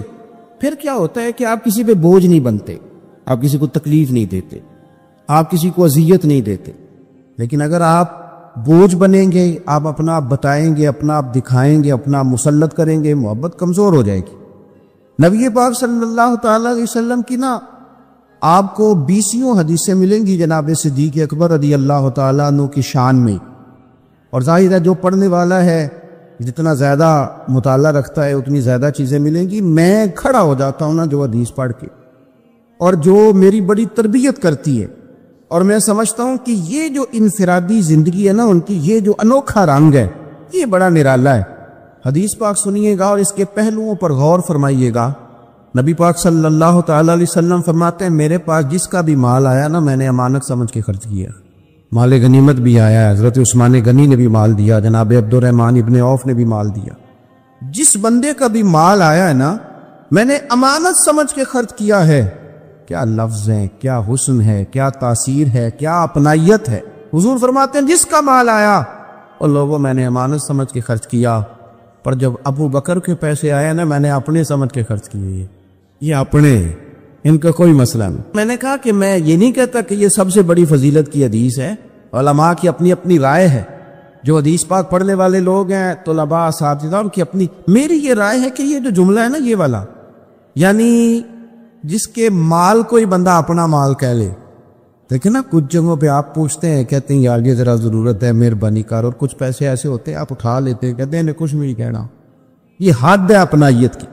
حضرت صدیق اکبر کے بارے میں میرے کریم نے فرمایا کہ میں نے جب اس کے پیسے آئے ہیں نا تو مجھے یوں لگا یہ اس کے نہیں یہ میرے ہیں، میں نے اپنے سمجھ کے نا، اللہ کرے میں آپ کو سمجھا سکوں گا، جس کی چیزیں مدینے والے کی اپنی چیزیں کہلائے، جس کی چیزیں حضور کی اپنی چیزیں کہلائیں۔ اب بات کو سمجھے، حضرت ابو بکر صدیق نے غیر مشروط محبت کی، لا محدود وفاداری کی، بغیر ہیل و حجت کے پیار کی، صبح شامیں دوپہر ہر چیز کریم کے نام کر دی۔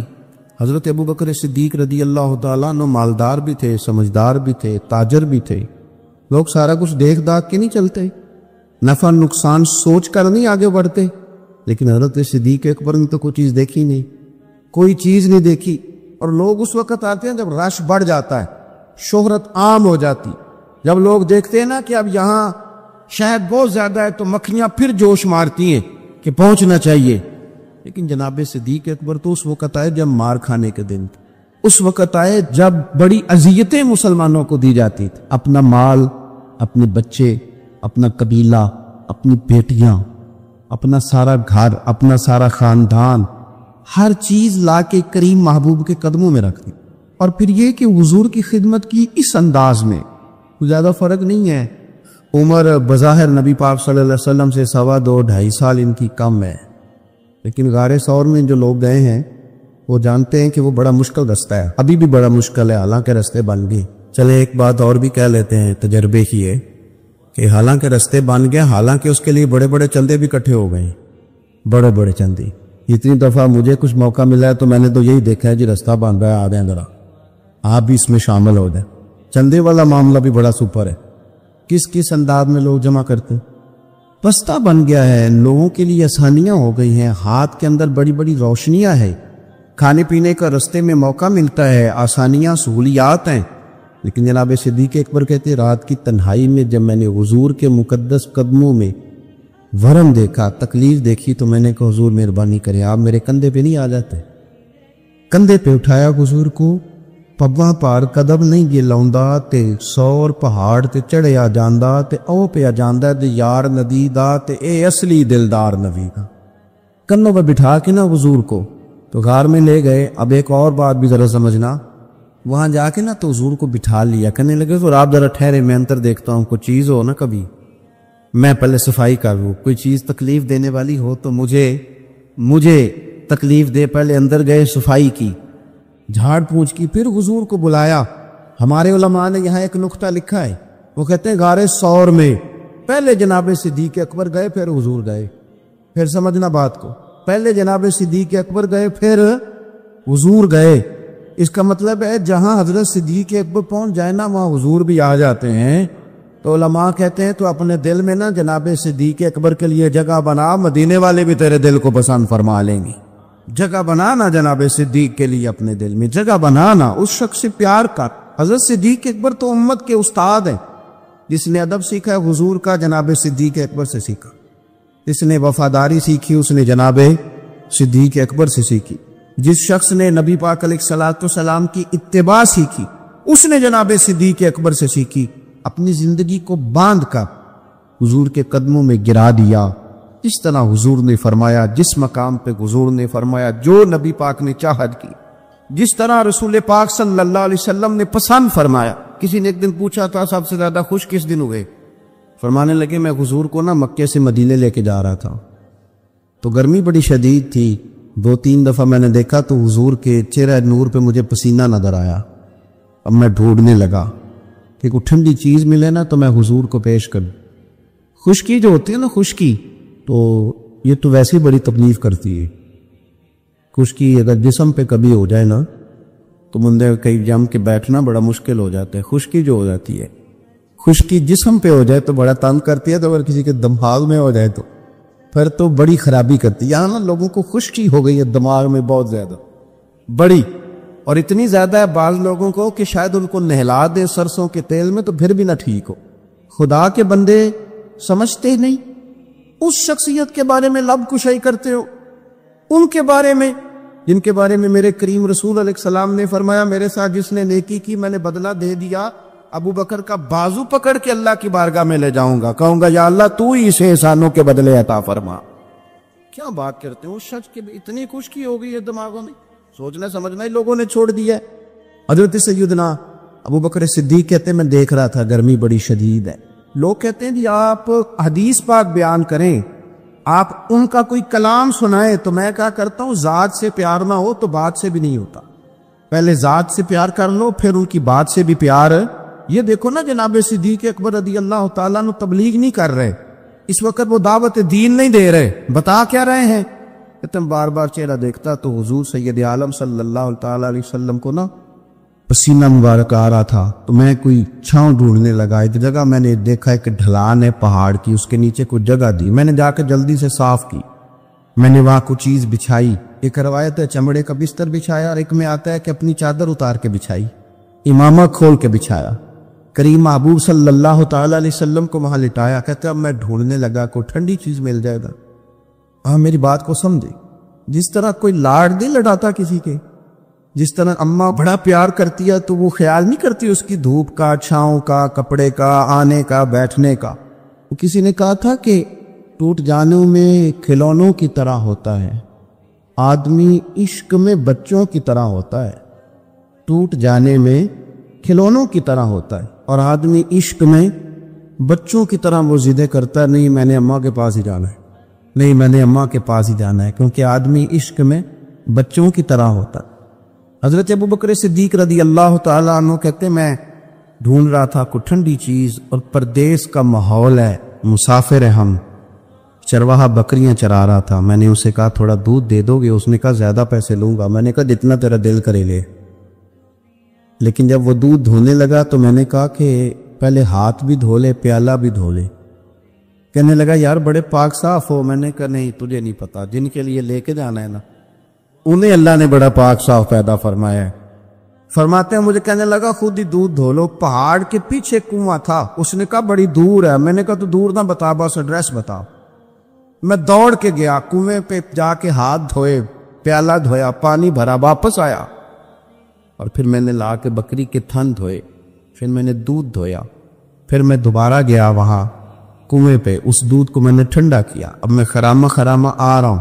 سارے رستے سوچتا ہوں حضور تو آرام فرمائے، اگر جگاؤں گا تو یہ ویسے سوء ادب ہے، اور اگر حضور بیدار نہیں ہوتے ظاہری طور پر تو یہ دودھ تو پھر گرم ہو جائے. اسی کشمکش میں گزری میری زندگی کی راتیں، کبھی پیچ و تاب راضی، کبھی سوز و ساز رومی، کہ اسی کیفیت میں پیچ و تاب میں گزر رہا تھا. جا کے کریم کے سرانے کھڑا ہی ہوا تھا کہ حضور نے آنکھیں کھول دی. کیا لائے ہو؟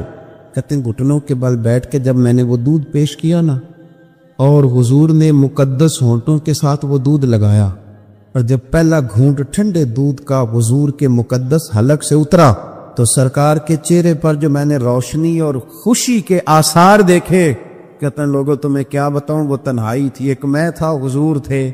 اس دن میں اتنا راضی ہوا نہ اس سے پہلے کبھی ہوا تھا نہ اس کے بعد کبھی ہوا. نبی پاک صلی اللہ تعالیٰ علیہ وسلم کی رضا چاہنے میں جلدی کرنا، حضور سید عالم علیہ السلام کی غلامی میں رہنا، اور پھر اپنے آپ کو انہوں نے سنوار لیا، اپنے آپ کو ڈھال لیا محبوب کی رضا. سردار تھے، اعلیٰ کپڑے پہنتے، حضور کی غلامی میں آ. پھر انہوں نے اس طرح کی کیفیت بنائی کہ حضور کی امت سے پیار شروع کیا. مدینے کے غریب گھروں میں کوئی یتیم بچیاں تھیں تو ان کے گھر کا دودھ بھی دھو کے آیا کرتے تھے، دودھ دھو کے دے دیتے، تم پی لو، کچھ بیچ لو. جب آپ خلیفہ بن گئے تو بچیاں آئیں، کہنے لگی ابو بکر آپ پہلے آیا کرتے تھے، ہمارے گھر میں کام کر جاتے تھے، اب تو آپ امیر بن گئے، ابھی بھی آئیں گے؟ تو حضرت صدیق پر کچھ غم تازہ تھا. حضور کے وصال ظاہری کو چند دن ہوئے تھے، آنسوؤں سے آنکھیں بھر گئیں اور چہرہ صاف کرتے ہوئے کہنے لگے پتر پہلے تو میں اپنی مرضی سے آتا تھا، اب تو حضور کی امت نے میری ڈیوٹی لگا دی، اب تو میری مدینے والے کی امت کی نوکری کرنا ڈیوٹی لگ گئی، اب تو میں ڈیوٹی سمجھ کے آؤں. عاجزی، انکساری، سادگی، تھوڑا کھانا. ہمارے ہاں نا لیول بدلتا ہے، ہم کی سوچیں بدلتی، گاڑیاں بدلنے والے لوگ اپنا ذہن بھی بدلنے لگ جاتے ہیں. بہت زیادہ کپڑے تبدیل کرنا جائز ہے، لیکن بہت زیادہ دوست تبدیل کرنا کوئی اتنی اچھی بات نہیں.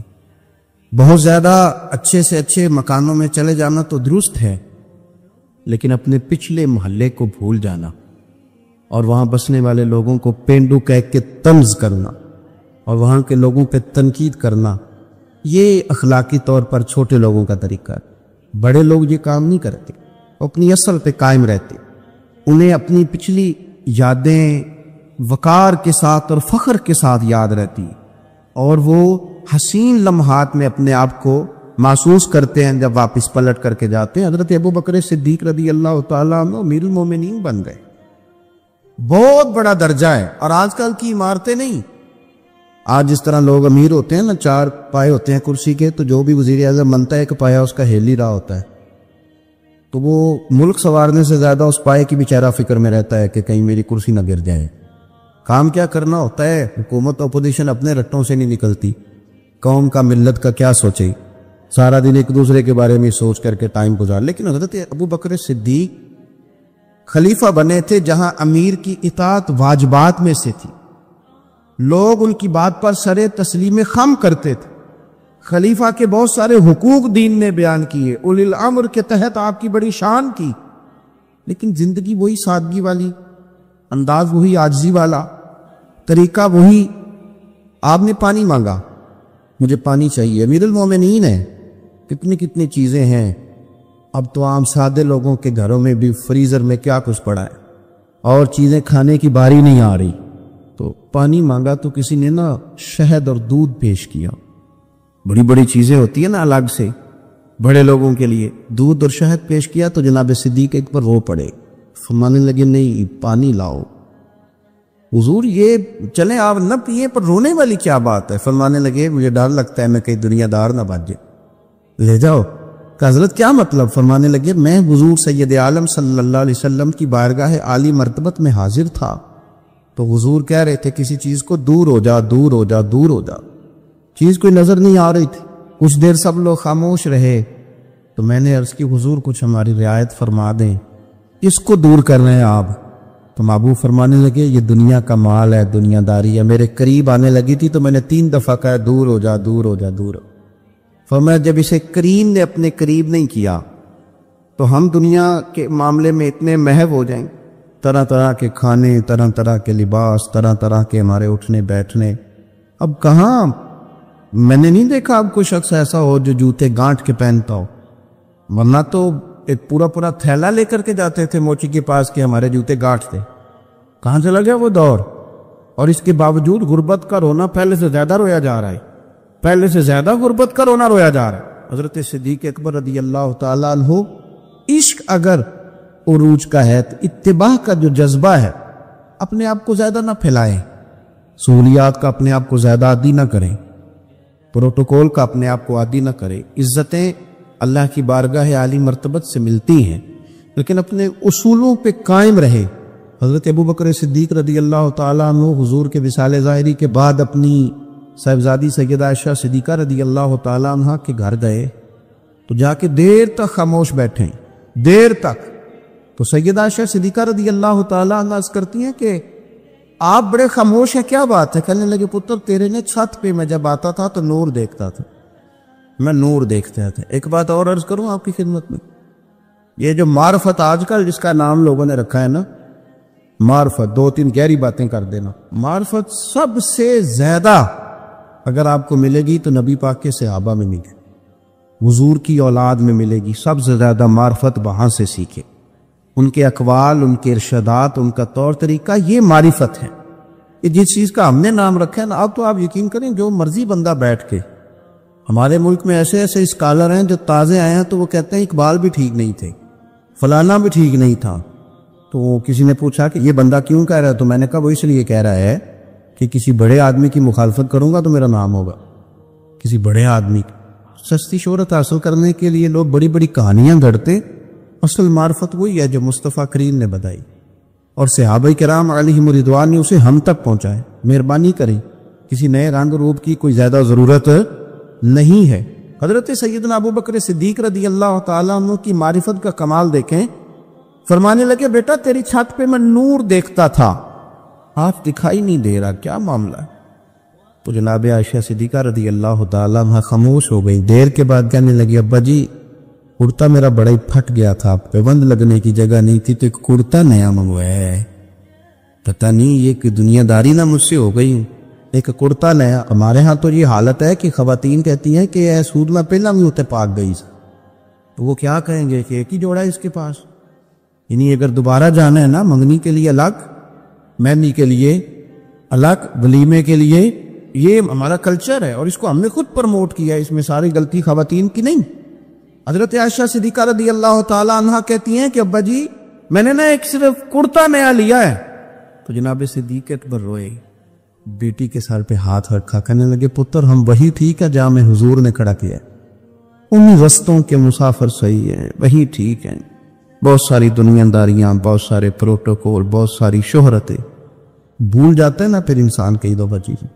اب اتر وہی ٹھیک ہے۔ جناب عائشہ صدیقہ رضی اللہ تعالیٰ عنہ فرماتی ہیں جناب صدیق اکبر گئے تو میں نے نیا کرتا اتار کے خیرات کر دیا، پرانے والا پہن لیا، شام کو لوٹ آئے، آنکھوں میں آنسو تھے، کہنے لگے پتر ہم اسی رنگ میں اچھے ہیں جو رنگ ہمیں رسول کائنات نے عطا فرمایا ہے۔ حضرت مصعب ابن عمیر بڑے مالدار تھے اور بڑے مہنگے جوڑے پہنتے تھے، پھر اللہ نے کرم کیا اور حضور کی غلامی میں آ گئے۔ میں حضرت مصعب ابن عمیر کو پڑھ کے نا تو ایک جملہ میں نے نیچے لکھا ہے، میں نے کہا اس کا مطلب ہے کہ سوٹوں میں، کوٹھیوں میں، گاڑیوں میں سکون نہیں، سکون تب بھی ہے جب ضمیر مطمئن ہو جائے۔ مالدار آدمی تھے پر یہاں پھٹے پرانے کپڑوں میں آ گئے، اس لیے کہ وہاں سب کچھ تھا، دل مطمئن نہیں تھا۔ تو پہلے حبشہ گئے ہجرت کر کے، پھر مکے واپس آئے، نوجوان آدمی، بوڑھا آدمی نہیں، جوان، نبی پاک صلی اللہ علیہ وسلم نے ڈیوٹی لگائی، فرمایا مدینے مجھ سے پہلے جاؤ، جا کے تبلیغ کرو۔ یہ وہاں گئے، کسی کے گھر میں، حضرت اسد بن زرارہ رضی اللہ تعالیٰ عنہ کے گھر میں ڈیرا لگایا۔ وہاں بنی ظفر کا ایک گھر تھا، ایک حضرت اسد بن زرارہ کا، وہاں تبلیغ کرتے، دین بتاتے۔ جوان آدمی اور امیر آدمی، منت کرنے کی کیا ضرورت ہے؟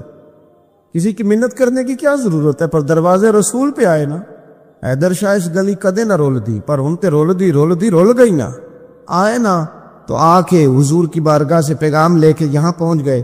حضرت اسد بن زرارہ کے گھر میں ان کا قیام تھا رضی اللہ تعالیٰ، وہ مسلمان ہو چکے تھے، اور ان کی خالہ کے بیٹے تھے حضرت سعد بن معاذ، جو قبیلہ بنو اشہل کے سربراہ تھے، اپنے قبیلے کے سردار تھے، اور خالہ کے بیٹے تھے۔ وہاں آ گئے، حضرت مصعب بن عمیر نے تبلیغ شروع کر دی۔ شروع میں غریب لوگ کلمہ پڑھنے والے تھے، بات ذرا پھیلنے لگی تو حضرت سعد بن معاذ نے خود نہیں کہا، خالہ کے بیٹے تھے، نہ کہا وہ ناراض نہ ہو جائے۔ حضرت سید ابن حدیر کو بلایا اور بلا کے کہنے لگے، یار تو جا، میرا وہ خالہ کا بیٹا ہے، میں کوئی بات کروں گا تو وہ ناراض ہو جائے گا، جا سمجھا، وہ ہمارے سادہ لوگوں کو کہہ رہے ہیں کہ تمہارے باپ دادا بھی گمراہ تھے، بت پوجتے تھے، واپس آؤ۔ تو وہ تو ایک نئی ترانے ڈالے، جا کے۔ اب وہ بھی سردار بندے تھے، تو دوسرا یہ کہ اگر کوئی کسی کو اشتعال دلا کے بھیجے، وہ کسی کو کہہ کے بھیجے کہ جا کے کمال کر دے، تو ہی ہے جو اٹھا سکے۔ تو آپ کو پتہ ہے چودھری صاحب کو تو 3 دفعہ چودھری صحیح کر کے کہہ دے تو کام ویسے ہی اللہ ماشاءاللہ اوپر چلا جاتا ہے۔ چودھری صاحب کہتے ہیں میں چودھری بن کے دکھانا ہے، ہو ہی نہیں سکتا۔ سیٹھ صاحب کو 2-4 دفعہ یا آپ نے کہنا ہے آپ سیٹھ صاحب ہیں، تو معاملہ جو ہے وہ اوپر چلا جاتا ہے۔ کہ جوان بچے ہیں، ان کو آپ کہہ دیں کہ اتنا تو جوان ہے اور فلانا تجھے بات کر گیا ہے، وہ پہلے بیچارہ چاہے بھول بھی گیا ہو، وہ چلا جاتا ہے گھر سے بندوق لے کے۔ انہوں نے کہا تو ہی اٹھا سکتا ہے، پورا ان کو تیار کر کے بھیجا تو وہ ڈنڈا لے کے آئے اور سخت بات کی آ کے حضرت مصعب بن عمیر کے ساتھ، حالانکہ یہ بھی بڑی امیر ماں کے بیٹے، اور بڑے عجیب جملے کہے کہ کوئی کام نہیں ملا تو اب یہ شروع کر لیا تم لوگوں نے، بڑی باتیں کی، پورا غصہ لے گیا نا۔ یہ بھی ایک لہجہ تھا، جواب میں حضرت مصعب بن عمیر کا بھی لہجہ تھا، اور باتیں کرتے رہے تو یہ ہنستے رہے، تو یار اس رستے کا مسافر ہی نہیں، یہ تو ان کو پوچھنا جو مسافر ہیں، کہہ جو کہنا ہے، تو تر شروع ہو کے گالی 1000 دے، یہ وہ نشہ ہی نہیں جو کوئی ترشی اتار دے، تو کر جو تو نے بات کرنی ہے وہ کرتے رہے۔ جب غصہ ٹھنڈا ہو گیا، سارا کچھ کہہ چکے، تو حضرت مصعب بن عمیر کہنے لگے جی آپ نے ڈانٹا ہے، ہم تو تیار بیٹھے ہیں جانے کے لیے، گئے بس 2-3 باتیں ہماری بھی سن لیں گے۔ میں کہا سنائیے، 2-3 آیتیں پڑھی قرآن پاک کی، تھوڑا سا حضور کی سیرت نور کو چھیڑا تو وہ ڈنڈا انہوں نے پھینک دیا، فرمانے لگے اس دین میں داخل ہونا ہو تو طریقہ کیا ہے؟ تو حضرت مصعب بن عمیر کہنے لگے آپ غسل کریں، کپڑے بدلے، آئے میں کلمہ پڑھاتا ہوں۔ انہوں نے غسل کیا، کپڑے بدلے، کلمہ پڑھا، اب واپس گئے تو ان کو پتا تھا میں نے جانا ہے، تو سعد بن معاذ نے رزلٹ پوچھنا ہے، کہتے ہیں اس نے مجھے بھیجا تھا تو میں نے بھی اسے بھیجنا ہے، کہتے ہیں میں نے جا کے کہا اس قبیلے کا قبیلہ بنی عارصہ کے ساتھ مقابلہ چلتا تھا، کہتے ہیں میں نے بھی اسی طرح کی سٹوری سنائی جا کے۔ حالانکہ حضرت سعد بن معاذ کہتے ہیں جب یہ آ رہے تھے نا واپس تو میں سمجھ رہا تھا بندہ وہ نہیں جو میں نے بھیجا تھا، اس میں کوئی انقلاب آ گیا، تبدیلی آ گئی۔ آ کے کہنے لگے یار تیری وہ خالہ کا بیٹا ہے، میں نے کیا مقابلہ کرنا ہے، وہ تو بنو عارصہ والے بھی لڑ رہے ہیں، تمہارا شریکہ بھی لڑائی کر رہا ہے، تو تم جاؤ ان کو بھی منع کرو اور اپنے شریکے کو بھی کہو کہ یہ ہمارے گھر کا مسئلہ ہے، ہم خود نمٹ لیں گے، تم جاؤ۔ کہتے ہیں میں نے کہا اچھا اگر تجھ سے بھی نہیں نہ ہوا تو اب مجھے ہی 2 ہاتھ کرنے پڑیں گے۔ آستینیں چڑھا لی، ڈنڈا پکڑ لیا، کہتے ہیں گیا اور جا کے جو مجھ سے ہو سکتا تھا میں نے کہا، جب میں پوری طرح کہہ چکا نا، اب وہاں تو لہجہ بدل چکا تھا نا، حضرت سیدنا مصعب بن عمیر تو طے کر لیا تھا نا، سیکھا تھا نا حضور سے، تو معاملہ بڑا انفرادی تھا، رنگ ہی بڑا انوکھا تھا، کہے جس نے جو کہنا ہے۔ اب یہاں تو معاملہ دوسری طرح کا ہوگا، پوری کہتے ہیں میں نے بات کر لی، تو وہ میں نے کہا جاتے ہو کہ نہیں، کہنے لگے جی جانا ہے، جانا کیوں نہیں، ساری مار اڑانا باہو اسی تے گئی اڈن آ رہے، تیار بیٹھے، ہمیں مدینے والے نے کہا تھا حبشہ جاؤ تو گئے تھے، واپس مکے آؤ تو آئے تھے، اب یہاں بھیجا ہے تو تاری مار اڑانا باہو اسی تے اب گئی اڈن ہارے۔ آپ نے فرمایا جانا تو ہے اور آپ کہہ رہے ہیں جاؤ تو ہم جاتے ہیں، لڑائی نہیں کرتے، پر 2-3 باتیں ہماری بھی سن لو۔ حضرت سعد بن معاذ کہنے لگے سناؤ۔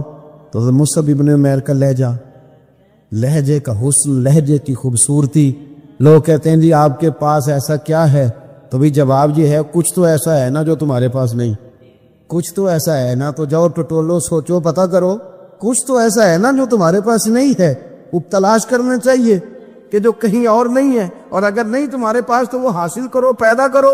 حضرت سیدنا مصعب بن عمیر نے 2-3 آیتیں سنائی، حضور کی باتیں سنائی، تو سن کے صحابہ کی باتیں جب لوگ مسلمان ہوتے تھے، پھر سرور عالم کی یارو گفتار کا عالم کیا ہوگا۔ انہوں نے 2-3 باتیں سنائی تو حضرت سعد بن معاذ بھی مسلمان ہو گئے۔ اب واپس گئے، ایک قبیلے کے سردار تھے، اور یہ وہ لیڈر تھے جن پر قبیلہ جان دیتا تھا۔ سارے لیڈر اس طرح کے نہیں ہوتے کہ قوم کا ایک خائن ہے، بددیانت ہے۔ لیڈر تھے پر قبیلہ جان دیتا تھا۔ جا کے کھڑے ہوئے قبیلے والوں کے پاس، کہنے لگے میرے بارے میں تمہارا کیا خیال ہے؟ انہوں نے کہا سردار کوئی پوچھنے والی بات ہے، یہ تو ہماری کو نیکی ہے کہ آپ جیسا سردار ملا ہے۔ فرمانے لگے مجھ سے پیار کرتے ہو؟ حضرت جی بڑا۔ فرمایا مجھ پر تمہارے ساتھ آج کے بعد کلام حرام ہے۔ کہا کیوں؟ کہنے لگے اتنی دیر کلام نہیں کروں گا جتنی دیر تم مدینے والے رسول کا کلمہ پڑھ کے مسلمان نہیں ہے۔ تو حضرت سعد بن معاذ نے سارا قبیلہ مسلمان کر لیا، حضرت سید ابن حضیر بھی مسلمان ہو گئے، اور اتنا بڑا ماحول بن گیا مدینے میں کہ جہاں 12-13 لوگ کلمہ پڑھتے تھے، 70 لوگ اگلے سال حضور کی بارگاہ میں گئے، حضور اب ہماری جمعیت بن گئی، یا آپ تشریف لائیں۔ اگر سارے اس میں کردار دیکھو گے تو حضور کے کرم سے جو لہجہ دیا تھا نا اللہ نے حضرت مصعب ابن عمیر کو، یہ اس لہجے نے کچھ ان کے خلق نے کر لی اور کچھ ان کے پیار نے کر لی۔ حضرت انس بن مالک رضی اللہ تعالیٰ عنہ یہ بڑے خوش نصیب خوش بخت انسان ہیں۔ کہتے میری اماں خود مجھے حضور کی بارگاہ میں چھوڑ گئی تھی کہ یا رسول اللہ یہ آپ کی خدمت کرے گا۔ کہتے میں نے 10 سال حضور کی نوکری کی ہے، نبی پاک نے کبھی اوف بھی نہیں کہا، بلکہ بخاری مسلم میں ایک انوکھی بات موجود ہے۔ فرماتے مجھے ایک دن حضور نے فرمایا جا یہ کام کر کے آ۔ کہتے میرے دل میں یہی تھا کہ فوراً جاؤں گا، اسی طرح لفظ موجود ہے، میرے دل میں تھا جاؤں گا کر کے آؤں گا۔ حضور نے فرمایا کر کے آ، دل میں پکا ارادہ تھا جاؤں گا، لیکن اپنی زبان سے میں نے کہا حضور میں نے کوئی نہیں جانا۔ یہ کیوں بات کی؟ یہ ذرا لاڈ کے ساتھ کی، یہ ذرا ناز کے ساتھ کی، یہ ذرا نا محبت کے ساتھ کی، یہ ذرا حضور جو پیار کرتے تھے نا اس پیار کو سامنے، حضور میں نے نہیں جانا۔ تو کہتے ہیں حضور تھپکی دے کے یہ غلام سے بات ہو رہی، حضور فرمانے لگے چلنا تجھے کہا ہے نا جا کر کے آ۔ کہتے میں چلا گیا، اسی ارادے سے گیا تھا جاؤں گا، لیکن رستے میں جب میں گیا تو بچے کھیل رہے تھے، میں نے بھی کھیلنا شروع کر دی، کھیل رہا ہوں دیر ہو گئی۔ حضور نے بھیجا تھا کسی کام، اب جب زیادہ دیر ہوئی تو کریم گھر سے نکلے، اور جب حضور نے مجھے دور سے دیکھا اور مجھے کریم کے آنے کا پتہ چلا تو اب میں ڈرا، اب میرا انداز بڑا جدا گانا ہو گیا چونکہ حضور نے بھیجا تھا۔ یہ تو خادم کی بات ہے نا، سچی گل دسیا جی اپنا منڈا بھی کدے نہ جائے تھے، اور تینوں میں کلیا سی تو گیا کیوں نہیں؟ ناراض نہیں ہونا آپ نے، لیکن چلو بچہ ہے، کسی وقت دیر سویر بھی ہو ہی جاتی ہے، کیوں اتنی سختی کرتے ہو؟ حضرت انس بن مالک کہتے ہیں جب حضور کو آتے دیکھا تو میں پوری طرح ڈر گیا، لیکن قریب محبوب جب میرے قریب آئے اور مجھے ڈرا ہوا دیکھا نا تو پھر رحمت للعالمین محبوب کی رحمت کا بادل چھایا، اور جب حضور مجھے دیکھ کے ہنسے نا بس وہ ہنس گئے اور میرا کام بن گیا۔ بس کریم تھوڑی دیر ہوئی، ایک آیا کالیاں زلفاں والا، ایویں 2 کڑیاں میرے من وچ رکیا تے کر گیا نور اجالا، بات بن گئی، بات طبیعت ٹھنڈی ہو گئی۔ تو حضور فرمانے لگے میں نے کہا تھا جاؤ، گئے نہیں۔ اب جب حضور مسکرا گئے تو بات ہی ختم ہو گئی۔ یا رسول اللہ صلی اللہ علیہ وسلم جانے لگا ہوں، تو حضور نے پھر شروع سے بات شروع کر دی، حضور جانے لگا ہوں، فرمایا جا دوڑ کے آ، پھر جو کہا تھا وہ کر کے آ۔ لیکن وہ بیچ میں جو دیر ہوئی تھی، وہ جو لیٹ ہوئی تھی، اور جو میں کہہ کے آیا تھا میں نے نہیں جانا، حضور نے اس بات پر مجھ سے کوئی سختی نہیں کی۔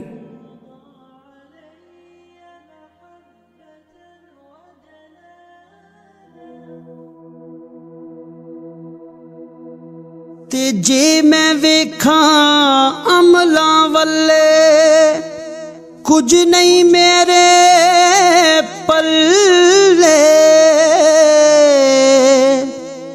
جے ویکھاں تیری رحمت والے تے بلے بلے بلے، در مرشد دا خانہ کعبہ हज जरूरी करिए तकवा रख महबूबा वाला चल दुआरा मलिए तू बेली ते सब जग बेली अणबेली भी बेली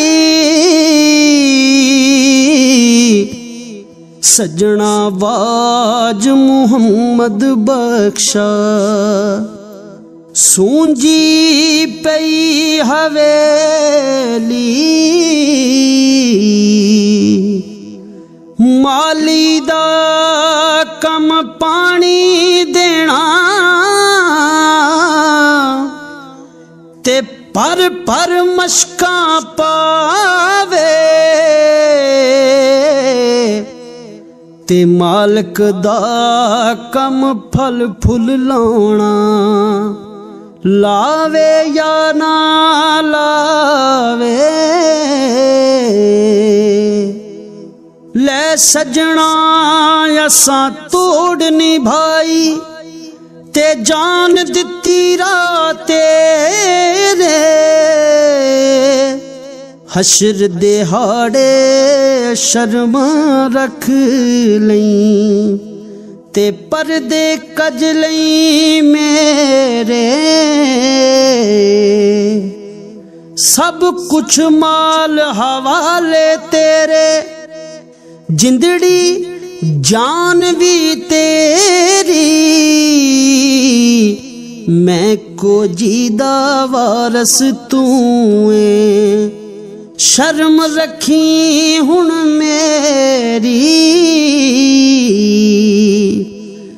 देवन कारण दाता बनिया ते मंगण कार सवारी तैनू दाता किसे नहीं कहना जे अज मुड़िया खाली दुश्मन मरे तां खुशी ना करिए सजना भी मर जाना दीगर ते दिन आया मुहम्मद ओढ़क नू डुब जाना